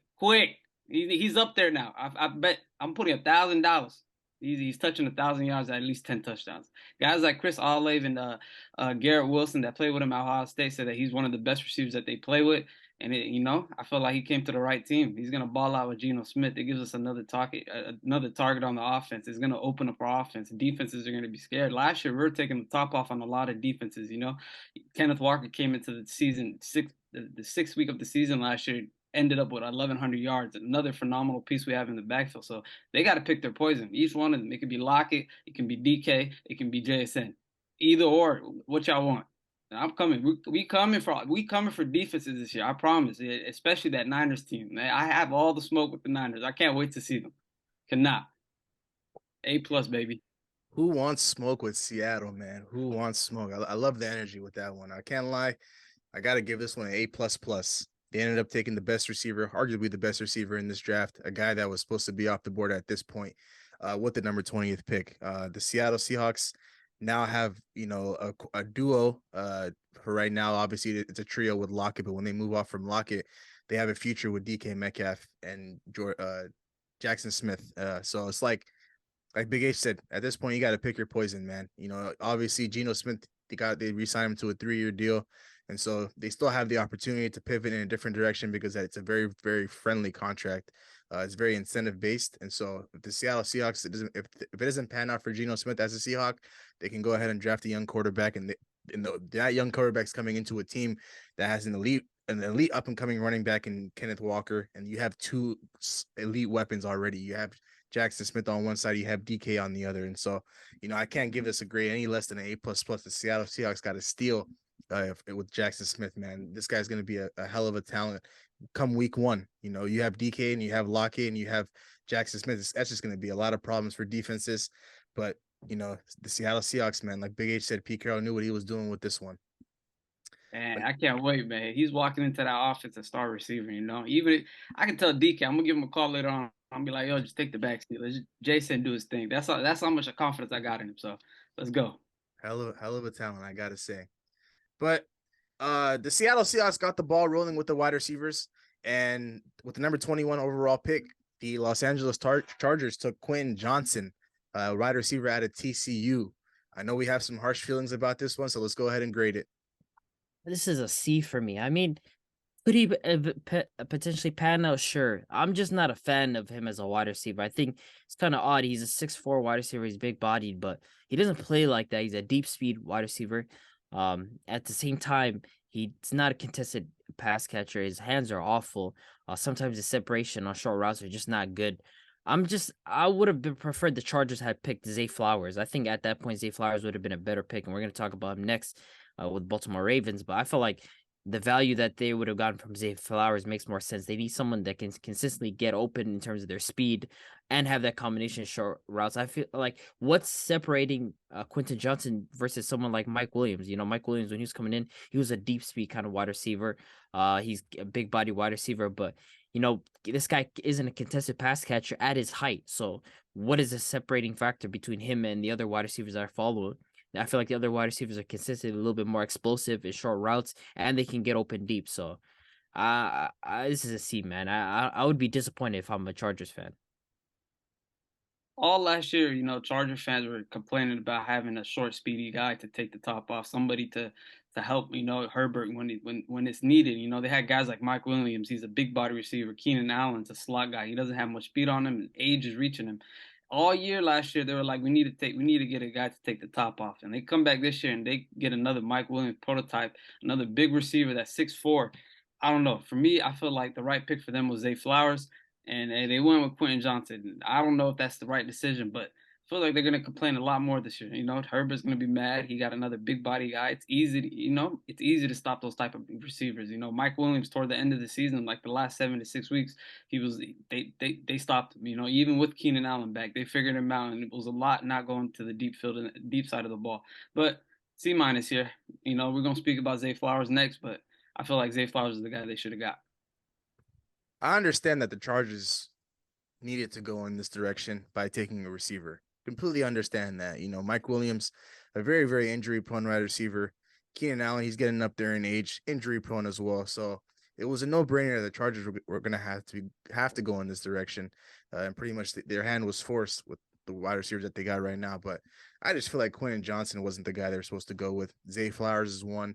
Jordan Addison at this point was still on the board as well. So it's just like there were better options on the board for the Chargers, and I feel like they would have done, it would have been a better grade for me personally if they ended up going with one of those two guys. But for me personally, I'm not a big fan of this pick. You bringing in, like you guys have mentioned, a Mike Williams prototype. But at the end of the day, that's kind of like you didn't need that. You needed a guy who was going to be like a technician like Keenan Allen, but with some speed and with the ability to take the top off the defenses. And I don't think Quentin Johnson is that guy. So I'll go ahead and give this a C- as well. But Abdi already gave a sneak peek into the next pick. The Baltimore Ravens sitting at 22 on a day where they re-sign Lamar Jackson and make him the highest paid quarterback. They do right by Lamar Jackson for the first time in a very, very long time by taking a wide receiver with their first round pick. They ended up drafting Zay Flowers, wide receiver out of Boston College. Let's go ahead and grade it. A+, man. You just mentioned it day after they just, decided to hand Lamar Jackson a contract and, make him the highest paid quarterback in the NFL. I feel like they're doing right by him. They understand that they have to get this guy weapons, and they're getting a wide receiver that's just absolutely explosive. A guy that can do multiple things. He's a ball carrier. He has good hands. He can get open in the short routes. He's fast. He does a lot of things right as a wide receiver. I feel like Lamar Jackson has gotten an absolute stud of a weapon, and they understand that with the value that this guy's going to bring to this Baltimore Ravens team, they can put him in a lot of different position. So, this is a huge asset for this Ravens team. We spoke about their lack of a speedy wide receiver last year. Bateman, he is a fast wide receiver, but this guy's just on a different level. And I mean, I'm very happy if I'm a Baltimore Ravens fan if I got this guy Zay Flowers. I think they got a stud. So. If Lamar Jackson, man, he's a happy man today. He's a happy man. They just made him the most paid NFL quarterback with 52 mil a year. And he got Zay Flowers as a receiver. He got OBJ on one side. He got Mark Andrews as tight end. And this is what he wanted. He was going into the last couple of years with some old receivers, with guys that couldn't catch the ball. They weren't, he was complaining. He wanted to trade on March 2nd. There was a lot of stuff going on, but dominoes fall. The dominoes effect fall. He got OBJ. He got his money, and now he got another elite rookie receiver coming in that can fit into the scheme and system perfectly. A guy that can play slot, he can play outside, guy that can, jet sweeps, come into the backfield. It's beautiful for him, and he's happy about it. That's why I feel like they're coming into this draft with an objective to take a receiver, and that's what they did. They got Zay Flowers. They're gonna have Bateman back next year, so they got the trio of receivers right there, and Mark Andrews. And I feel like this is what Lamar wanted. He got paid. And now he got some targets, So no more Deshaun Jackson, no more, me on the left side, I'd be on the right side. He got some real talent playing for him now. And OBJ is gonna mentor that Zay Flowers boy, I call him Baby AB, and I feel like he's gonna boom just like that. So we're gonna see what happens, but an A+ for me. Yeah, I got a general consensus, man. This is an A+ for sure.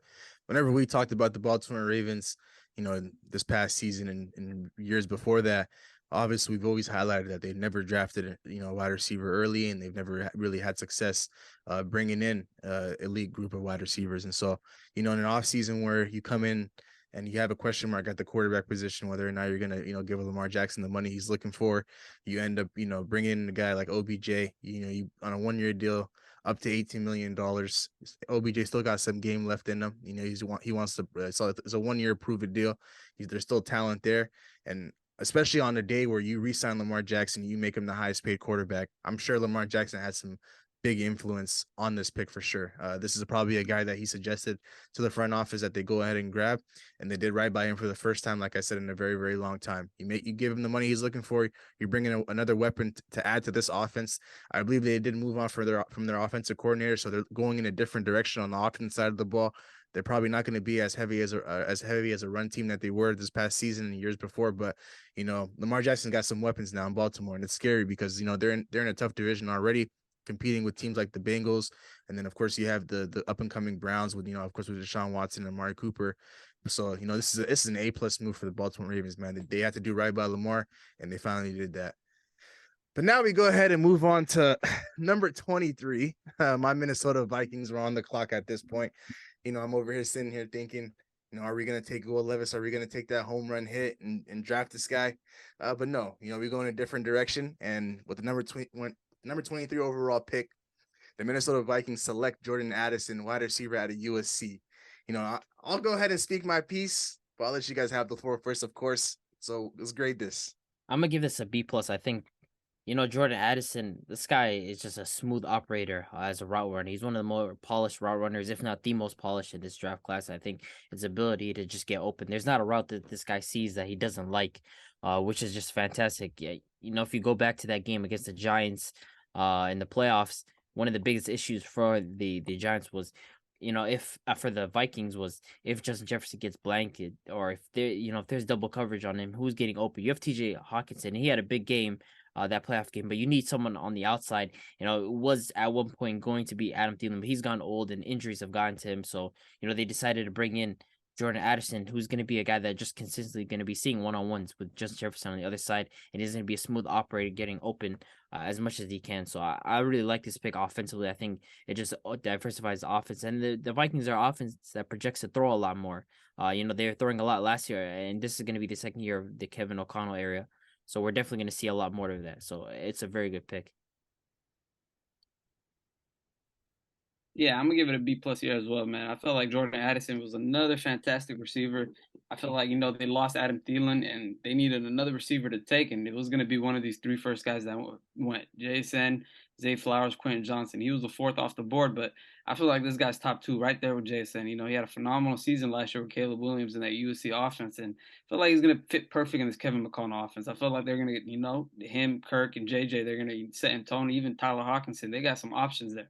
So offensively, I feel like they're set. They could have taken a defensive piece. They could have shored up on their secondary. They got torched last year. Their secondary all year long. All their games were close, and I feel like maybe a defensive pick could have happened. But at the same time, they lost Thielen. They needed to fix that receiver too, and they got what they wanted.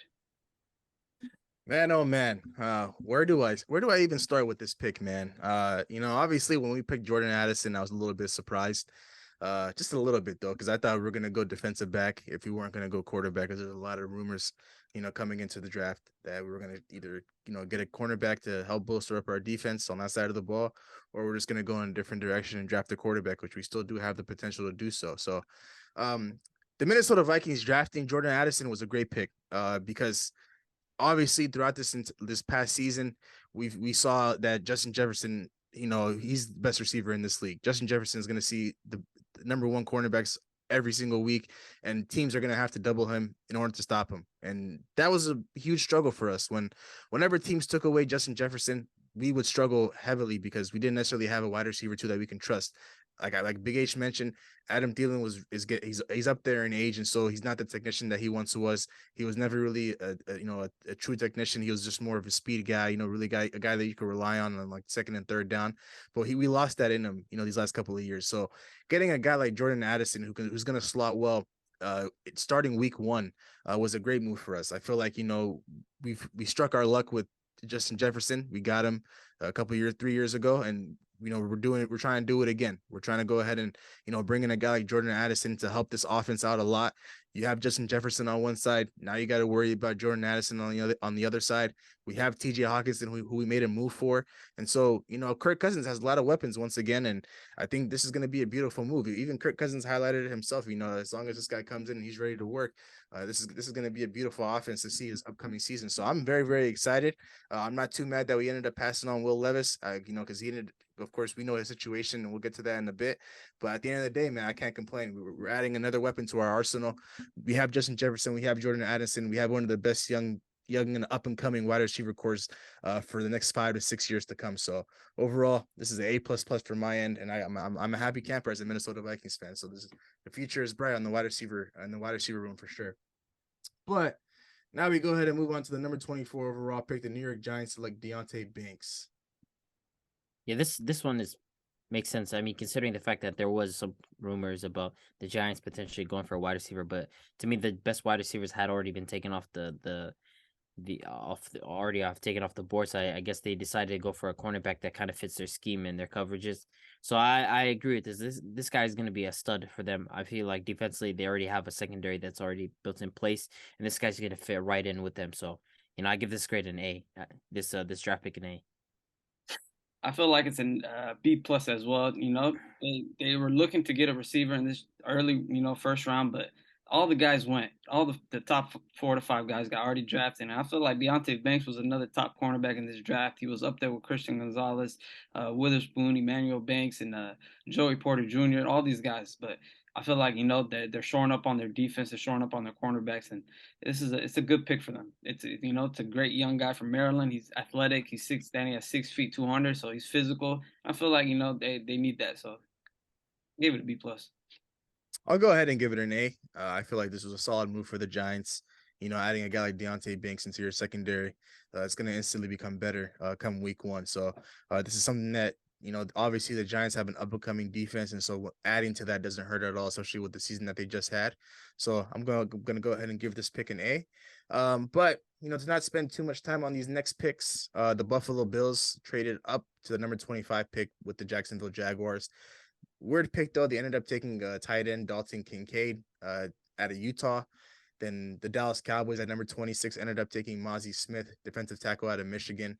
The Jacksonville Jaguars, with that traded pick from the Buffalo Bills, ended up taking Anton Harrison, offensive tackle out of Oklahoma. The Cincinnati Bengals ended up taking number 28, ended up taking Miles Murphy, an edge rusher out of Clemson, who I think is going to be a solid pick for them. The New Orleans Saints ended up taking Brian Brees at number 29, defensive tackle out of Clemson. The Philadelphia Eagles, though, we spoke about them a little while ago with them taking Jalen Carter with their top 10 pick. And now they double back. A Howie Roseman special. You get a little 2-for-1 on day 1 of draft night. And they ended up taking Nolan Smith, edge rusher out of Georgia. So let's go ahead and talk about that a little bit. That's an A, man. Again, for the value that they got for this guy, he's a 4.3 speed pass rusher. He's a little bit smaller on the side of being a pass rusher, but either way, the value that he brings, you're bringing him to a defense that already has Hassan Reddick, Jalen Carter, Fletcher Cox, Brandon Graham, Josh Sweat, Jordan Davis. This is just ridiculous, man. Like, the rich have just gotten even more richer. It's just a spoil of riches. He's gonna fit in seamlessly with this team with the amount of speed that he brings. These guys, I think they recorded the second most sacks in NFL history last season.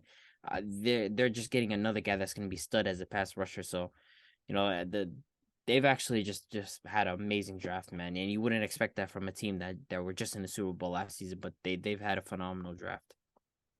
Yeah, it's A plus for me, man. This guy Nolan Smith, there was a lot of mock draft that he was projected to go to the Eagles at 10.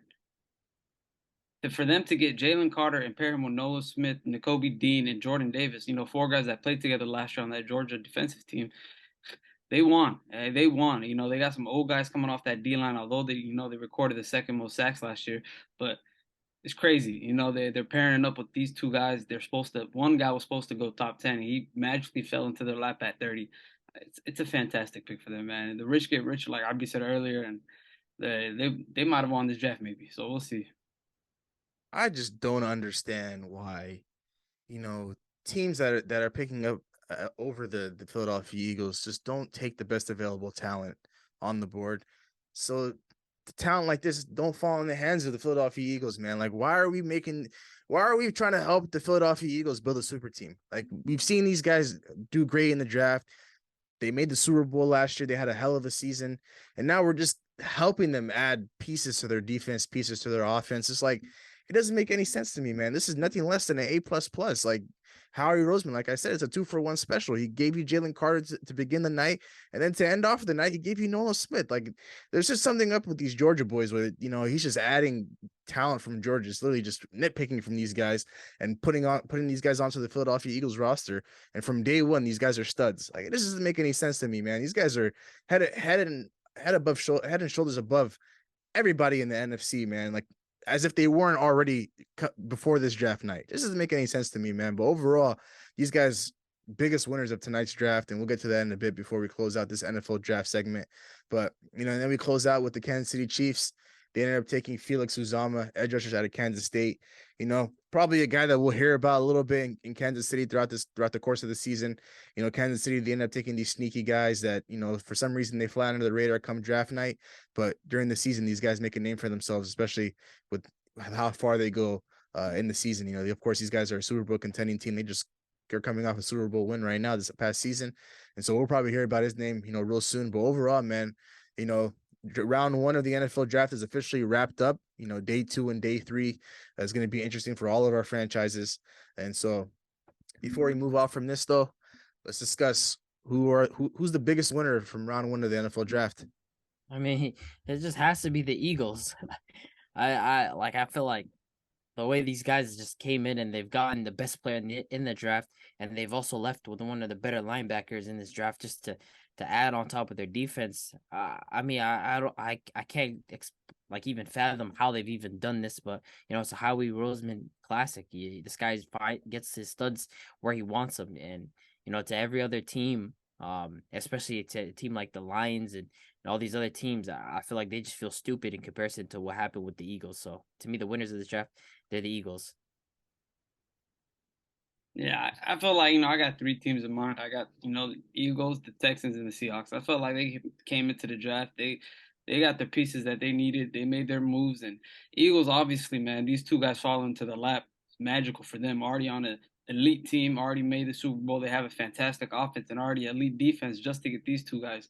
They're number one for me. And then I got Seattle and the Texans. Texans shoring up on, getting Will Anderson and getting a quarterback on the second pick and the third pick. And they made those moves. And, DeMarco Ryans, I feel like he wanted that objective as well. He came in and, he did his thing for the draft. And Pete Carroll, man, my guy, the guru, he got the best receiver and the best cornerback in the draft. He tried to create LOB 2.0 on the defensive side of the ball. And we got a three-headed dragon on the offensive side. So I'm loving what we did. And, Eagles, phenomenal day, and Texans, phenomenal day. I'm not even gonna say much, man. I just went on a whole rant about how the Philadelphia Eagles are getting all these top guys because everybody else just wants to let these guys fall into their lap, man. Biggest winners in round 1 by a landslide. Then the Texans and Seattle will come in close second and third. So, but now before we move on, biggest losers from round 1 of the NFL draft. This should be a consensus loser, in my opinion. The number one loser of this draft is the Detroit Lions. I mean, like, it isn't just the fact that they picked certain positions. It's the fact that they reached for those guys that they went for Jahmyr Gibbs and the other guy, what is it, Luke Campbell? What is it, Jack Campbell? Yeah, Jack Campbell. I mean, that reach to go and reach for those guys that were never even projected to go there is just ridiculous to me. I feel like these guys should be disappointed with themselves, and Dan Campbell should be looking at himself like, what do we leave this draft with? So they're the loser of the draft to me. Yeah, 100% in agreement. The Lions are the losers. They came in and panic drafted today, and it's embarrassing, Dan Campbell. I thought you were gonna come in here just like the other coaches would have planned, but you fumbled the bag. So yeah, them 100%, they're the losers of the draft. Obviously the general consensus, of course, is the Detroit Lions. I'm not going to bully them any more than I already have in today's episode. But for me, I think this close second would be the Los Angeles Chargers and their pick with Quentin Johnson. I feel like, especially coming out of Los Angeles, man, these guys complain a lot, like Big H mentioned. Every year, it's always something new. Every year, it's always a different excuse. Head coach Brandon Staley, Justin Herbert doesn't have great weapons. There's weapons that are injury prone, blah, blah, blah. And then you have the opportunity to, get a guy like Jordan Addison or even make a move to jump up in the draft and take a guy like JSN. And they didn't do that by any means. And so, obviously I feel like this is a huge failure for them in this first round so far. I feel like they could have done a lot better. And of course, if these guys don't end up having a great season, this is what they're going to resort back to. They're going to look back at this draft and be like, okay, Jason, I'm expecting him to have a great season. Jordan Addison as well. So they're going to look back at these two guys and be like, and Zay Flowers as well, these three guys, and be like, damn, we missed out on a big opportunity. I feel like these guys are going to be the Eagles of this draft in that Justin Jefferson draft where, they took a guy like Jalen Reagor, and of course, in Justin Jefferson ends up falling in our lap. I feel like this might be another situation where obviously JSN was already gone at this point, but they still could have made a move to go grab him. And then Jordan Addison goes right after, and Zay Flowers as well. So for me, Los Angeles Chargers right there behind the Detroit Lions for sure. But that pretty much wraps up round 1 of the NFL draft. Well, of course, any other move that we make, we'll go ahead and cover. But now let's go ahead. It's time to go ahead and move on into the Lamar Jackson news that came out today. The Baltimore Ravens, as I mentioned, finally did it right by Lamar Jackson in this situation after, a long offseason with these two guys not coming into the table and agreeing on a number. They were able to agree on a number on draft day. And so the Baltimore Ravens and Lamar Jackson agree on a deal up to $260 million deal over a 5-year span. and the guaranteed money that he got was 185 million, which is the highest, second highest after Deshaun Watson. And so he's getting now $52 million a year. He is the highest paid quarterback in the league, respectfully. So how do we feel about this? I feel like both teams kind of reached an area where they felt like this is a compromise that's fair to both sides. Lamar is going to still end up getting about 71% of the money guaranteed, which is just a ridiculous amount. And the Ravens are on the side of, and the whole contract isn't fully guaranteed. For the most part, there's still parts of it that aren't guaranteed. So both sides ended up leaving this, I think, fairly happy with what they got. This was a long discussion that they were having in a long battle between both sides. I think the camp was getting a bit sour, and they understood that this was a quarterback that they needed to reach a negotiation with that benefits both sides. So, I'm a huge fan of them at least getting to a spot which is, I think, a fairly negotiable area, about 71%. And it was an agreeable part. So, both sides benefited from this. Lamar's getting 71% guaranteed, and the Ravens aren't having to pay for a full guaranteed contract. So both sides benefited. Man, I'm happy they came into agreement, man. I felt like they were doing Lamar dirty the last couple months. I felt like this is repayment for him to come back into the team. They got him his pieces. They gave him his money. Like Abdi said, it's not fully guaranteed. There's not fully guaranteed incentives in the deal, but he got 185 mil guaranteed on 260. So if he stays healthy, that's a whole lot of money coming into his pocket. And Ravens, they did their duty. They paid their franchise quarterback. They locked him in for 5 years, and they gave him the pieces that they need to win or go to the Super Bowl at least, and to compete. So I mean, I'm very happy for Lamar. I've been a big fan of Lamar, and we spoke about this a lot in the past, and now he got his target. So there's nowhere for him to hide. It's time to prove it to prove everybody he's the quarterback that they paid him. I like this, man. Finally, it's about damn time Lamar Jackson and his situation gets panned out. It was long overdue.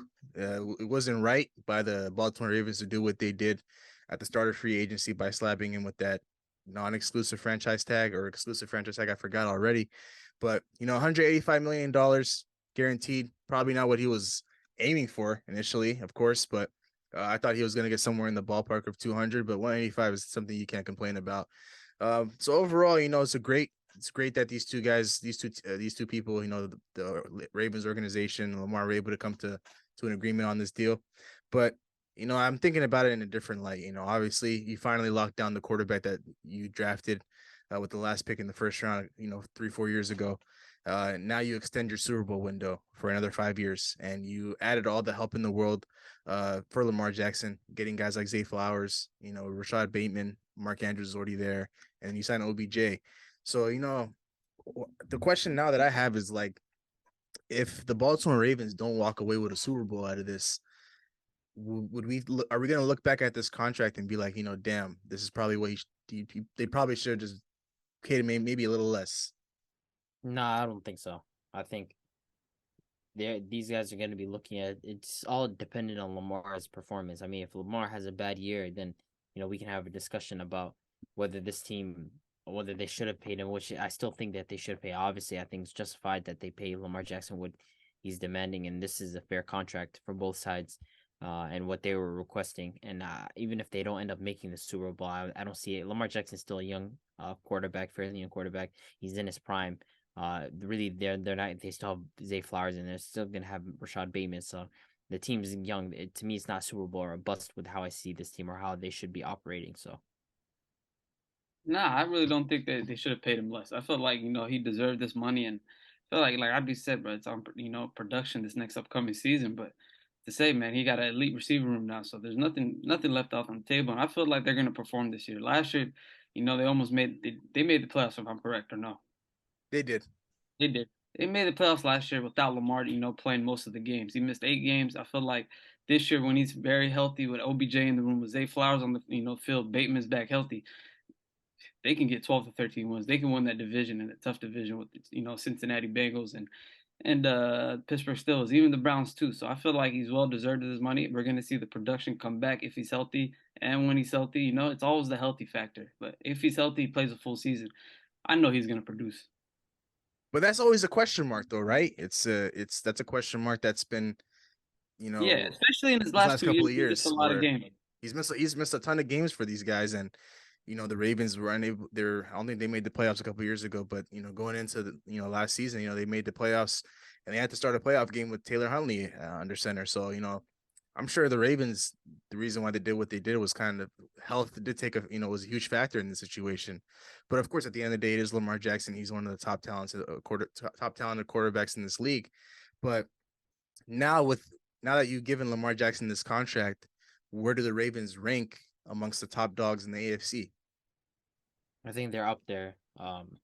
Like they're obviously. I think the Chiefs are just still comfy, the number one team, as long as Patrick Mahomes still has arms and legs. I don't think anybody is in there with them. But I feel like they have, like, even within their own division against the Bengals, I feel like they can go toe to toe with the Bengals. I mean, they're a team that always gives the Bengals a tough time, and that's even without a team that has no wide receivers, and they've been up and down in performance. So I put the Ravens up there with the best of them in the AFC, bar the Chiefs. I feel like the Chiefs are kind of there in their own tier now.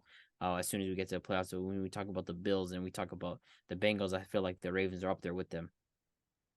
I got them top three. We got the Chiefs. I feel, Cincinnati as well. And I got the Ravens right there. I feel like they always been up there offensively and defensively. They always been a top team when Lamar was healthy. And right now, like I said, the offensive options they got is fantastic for them. They made the playoffs last year with Tyler Huntley.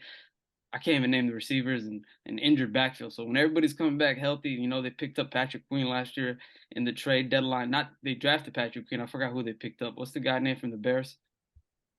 I know who you're talking about, the Linebacker. something. Forgot his name though. Roquan Smith. Yeah, Roquan Smith. Yeah. There we go. And the guy came in, was a baller, all pro. He fixed that. He helped that defense a lot. So, I got him top three in the AFC for sure. Probably right behind the Chiefs, and probably equal with the Bengals, because division games, it's a war. I don't know. I mean, I think with all these added weapons, it's going to be interesting to see how this whole situation plans out and how the Ravens look come week one. But of course, Chiefs, they're head and shoulders above everybody in the AFC. I'd give them the slight edge over Buffalo. I think Buffalo, they still haven't addressed their needs at the running back position, at the wide receiver 2 position. And so it's really, it's just three team race, potentially 4 with the Jets. Things start to pan out quickly with Aaron Rodgers. But that's just my whole issue is just with Lamar Jackson's health. If he's not healthy, of course, none of this thing's gonna go. But I don't know. For me, I'd probably put them third. I agree with your rankings, Big H. Probably put them behind Cincinnati. I think Cincinnati's been proven. I think Lamar Jackson's a proven quarterback. But at the end of the day, I feel like whenever those two teams match up, obviously it's going to be a rivalry for the ages between him and Burrow. I think the Cincinnati Bengals, I just feel like they have the more complete team, especially with. Well, now they have a little bit of competition with the wide receivers, but I still think we're all giving the Bengals the edge in that situation. But Chiefs 1, Bengals 2, and they'll go ahead and put the Ravens at 3. But overall, it's great to see Lamar Jackson get his money, get what he's worth. Ravens did right by him by bringing in all these receivers, all these weapons for him to work with. So, like Big H mentioned, there's absolutely zero excuses for Lamar Jackson coming into week 1 of this upcoming season. But now we move on to another AFC team. These guys made a huge swing for a guy that's one of the greatest quarterbacks we've witnessed, for a guy like Aaron Rodgers. And so now the Aaron Rodgers and the Green Bay the New York Jets and the Green Bay Packers are able to agree on a deal for Aaron Rodgers. I think it was about a week ago when these guys were able to strike a deal. And so now Aaron Rodgers is officially a New York Jet. We've talked about this guy countless amount of times in this offseason. I think about twice now. Now the New York Jets have finally, made the move for him. And so now that Aaron Rodgers is officially a New York Jet, how much pressure is on Aaron Rodgers, and what are the expectations for the New York Jets going into this season? Well, I mean, you just got to look at where this team was last season. They were tinkering on the line of almost making the playoffs. They started off very, very strong this season. And as the season went on, they had struggles at quarterback, and offensively, they just weren't able to keep up with some of these teams. And now you bring in a seasoned veteran in Aaron Rodgers, alongside a bunch of young talent on that offensive end, who are desperately looking for a leader, a guy that's able to put them in positions to win and get them the ball. I think it does put a lot of pressure on Aaron Rodgers, but he was under a lot of pressure anyways for the Green Bay Packers every single year. So now, he's coming to the AFC, and he's bringing a lot of, veteran leadership to himself and a lot of talent to this quarterback position that they desperately have been looking for. So I think the expectation for these guys is to make some sort of playoff run. I don't think necessarily people are viewing this team and thinking that this is a Super Bowl team. I do think that they see it as 100% a playoff team, and they are expected to at least make some sort of type of run in the playoffs. But I don't see it as like they're a Super Bowl team 100% guaranteed yet. I do think that they are a strong team in the AFC, and they're definitely going to be challenging with the other teams in there. But I wouldn't say a Super Bowl type of team. So I'm Aaron Rodgers. When Aaron Rodgers comes to town, whatever team he's going to play for, whatever team he's on, regardless, it has to be a Super Bowl team. He's coming onto this team that almost made the playoffs with their quarterback situation, playing 3 different quarterbacks all year long and losing Brees Hall early in the season. And they almost made the playoffs. And this is a top 5 defense we're talking about. So I feel like, for me, Aaron Rodgers stepping into his team, picking up Allen Lazard, already having Garrett Wilson and becoming, Brees Hall's coming back healthy with a top 5 defense. Why not? For me, it's Super Bowl bust. I feel like they can compete with the top teams. They were competing with the Bills. I feel like given the chance, you put Aaron Rodgers and Brees Hall together, Garrett Wilson, they can compete with the Bengals. They can compete with the Chiefs. They have an elite defense. They got an elite quarterback now and some young studs on that offense. So for me, why not? Super Bowl bust. I feel like, they got the team to do it. If they fail, 100% on Rodgers.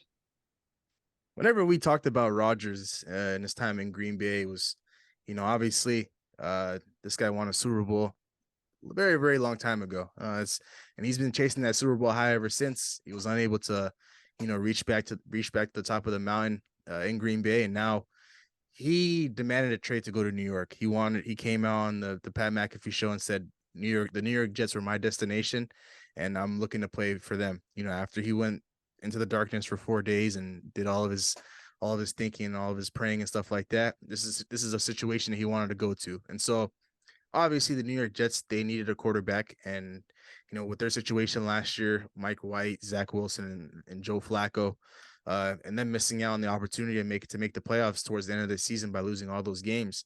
When you bring in a guy like Aaron Rodgers, the expectation is nothing less than a Super Bowl. Obviously, you're trying to sugarcoat it right now and say nobody's viewing this team as Super Bowl contenders. They are Super Bowl contenders. And how do they match up against the rest of the AFC? It's tough because obviously the Bengals are there, the Lamar Jackson led Baltimore Ravens are there, the Kansas City Chiefs are there, the Buffalo Bills are there.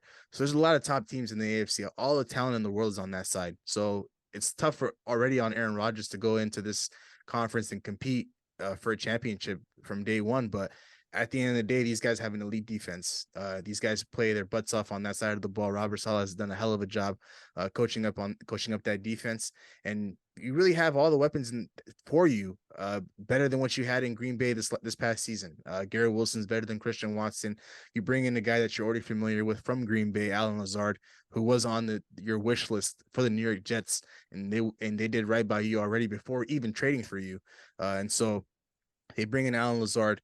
Brees Hall is already there. So everything is there for Aaron Rodgers. This is a situation he wanted to go to, and they already have an elite defense, so he doesn't have to worry about that side of the ball. So all Aaron Rodgers has to do is be himself and win, a lot of games for the Jets and compete for a Super Bowl. And so the expectation for me is Super Bowl or bust. And how much pressure is on Aaron Rodgers?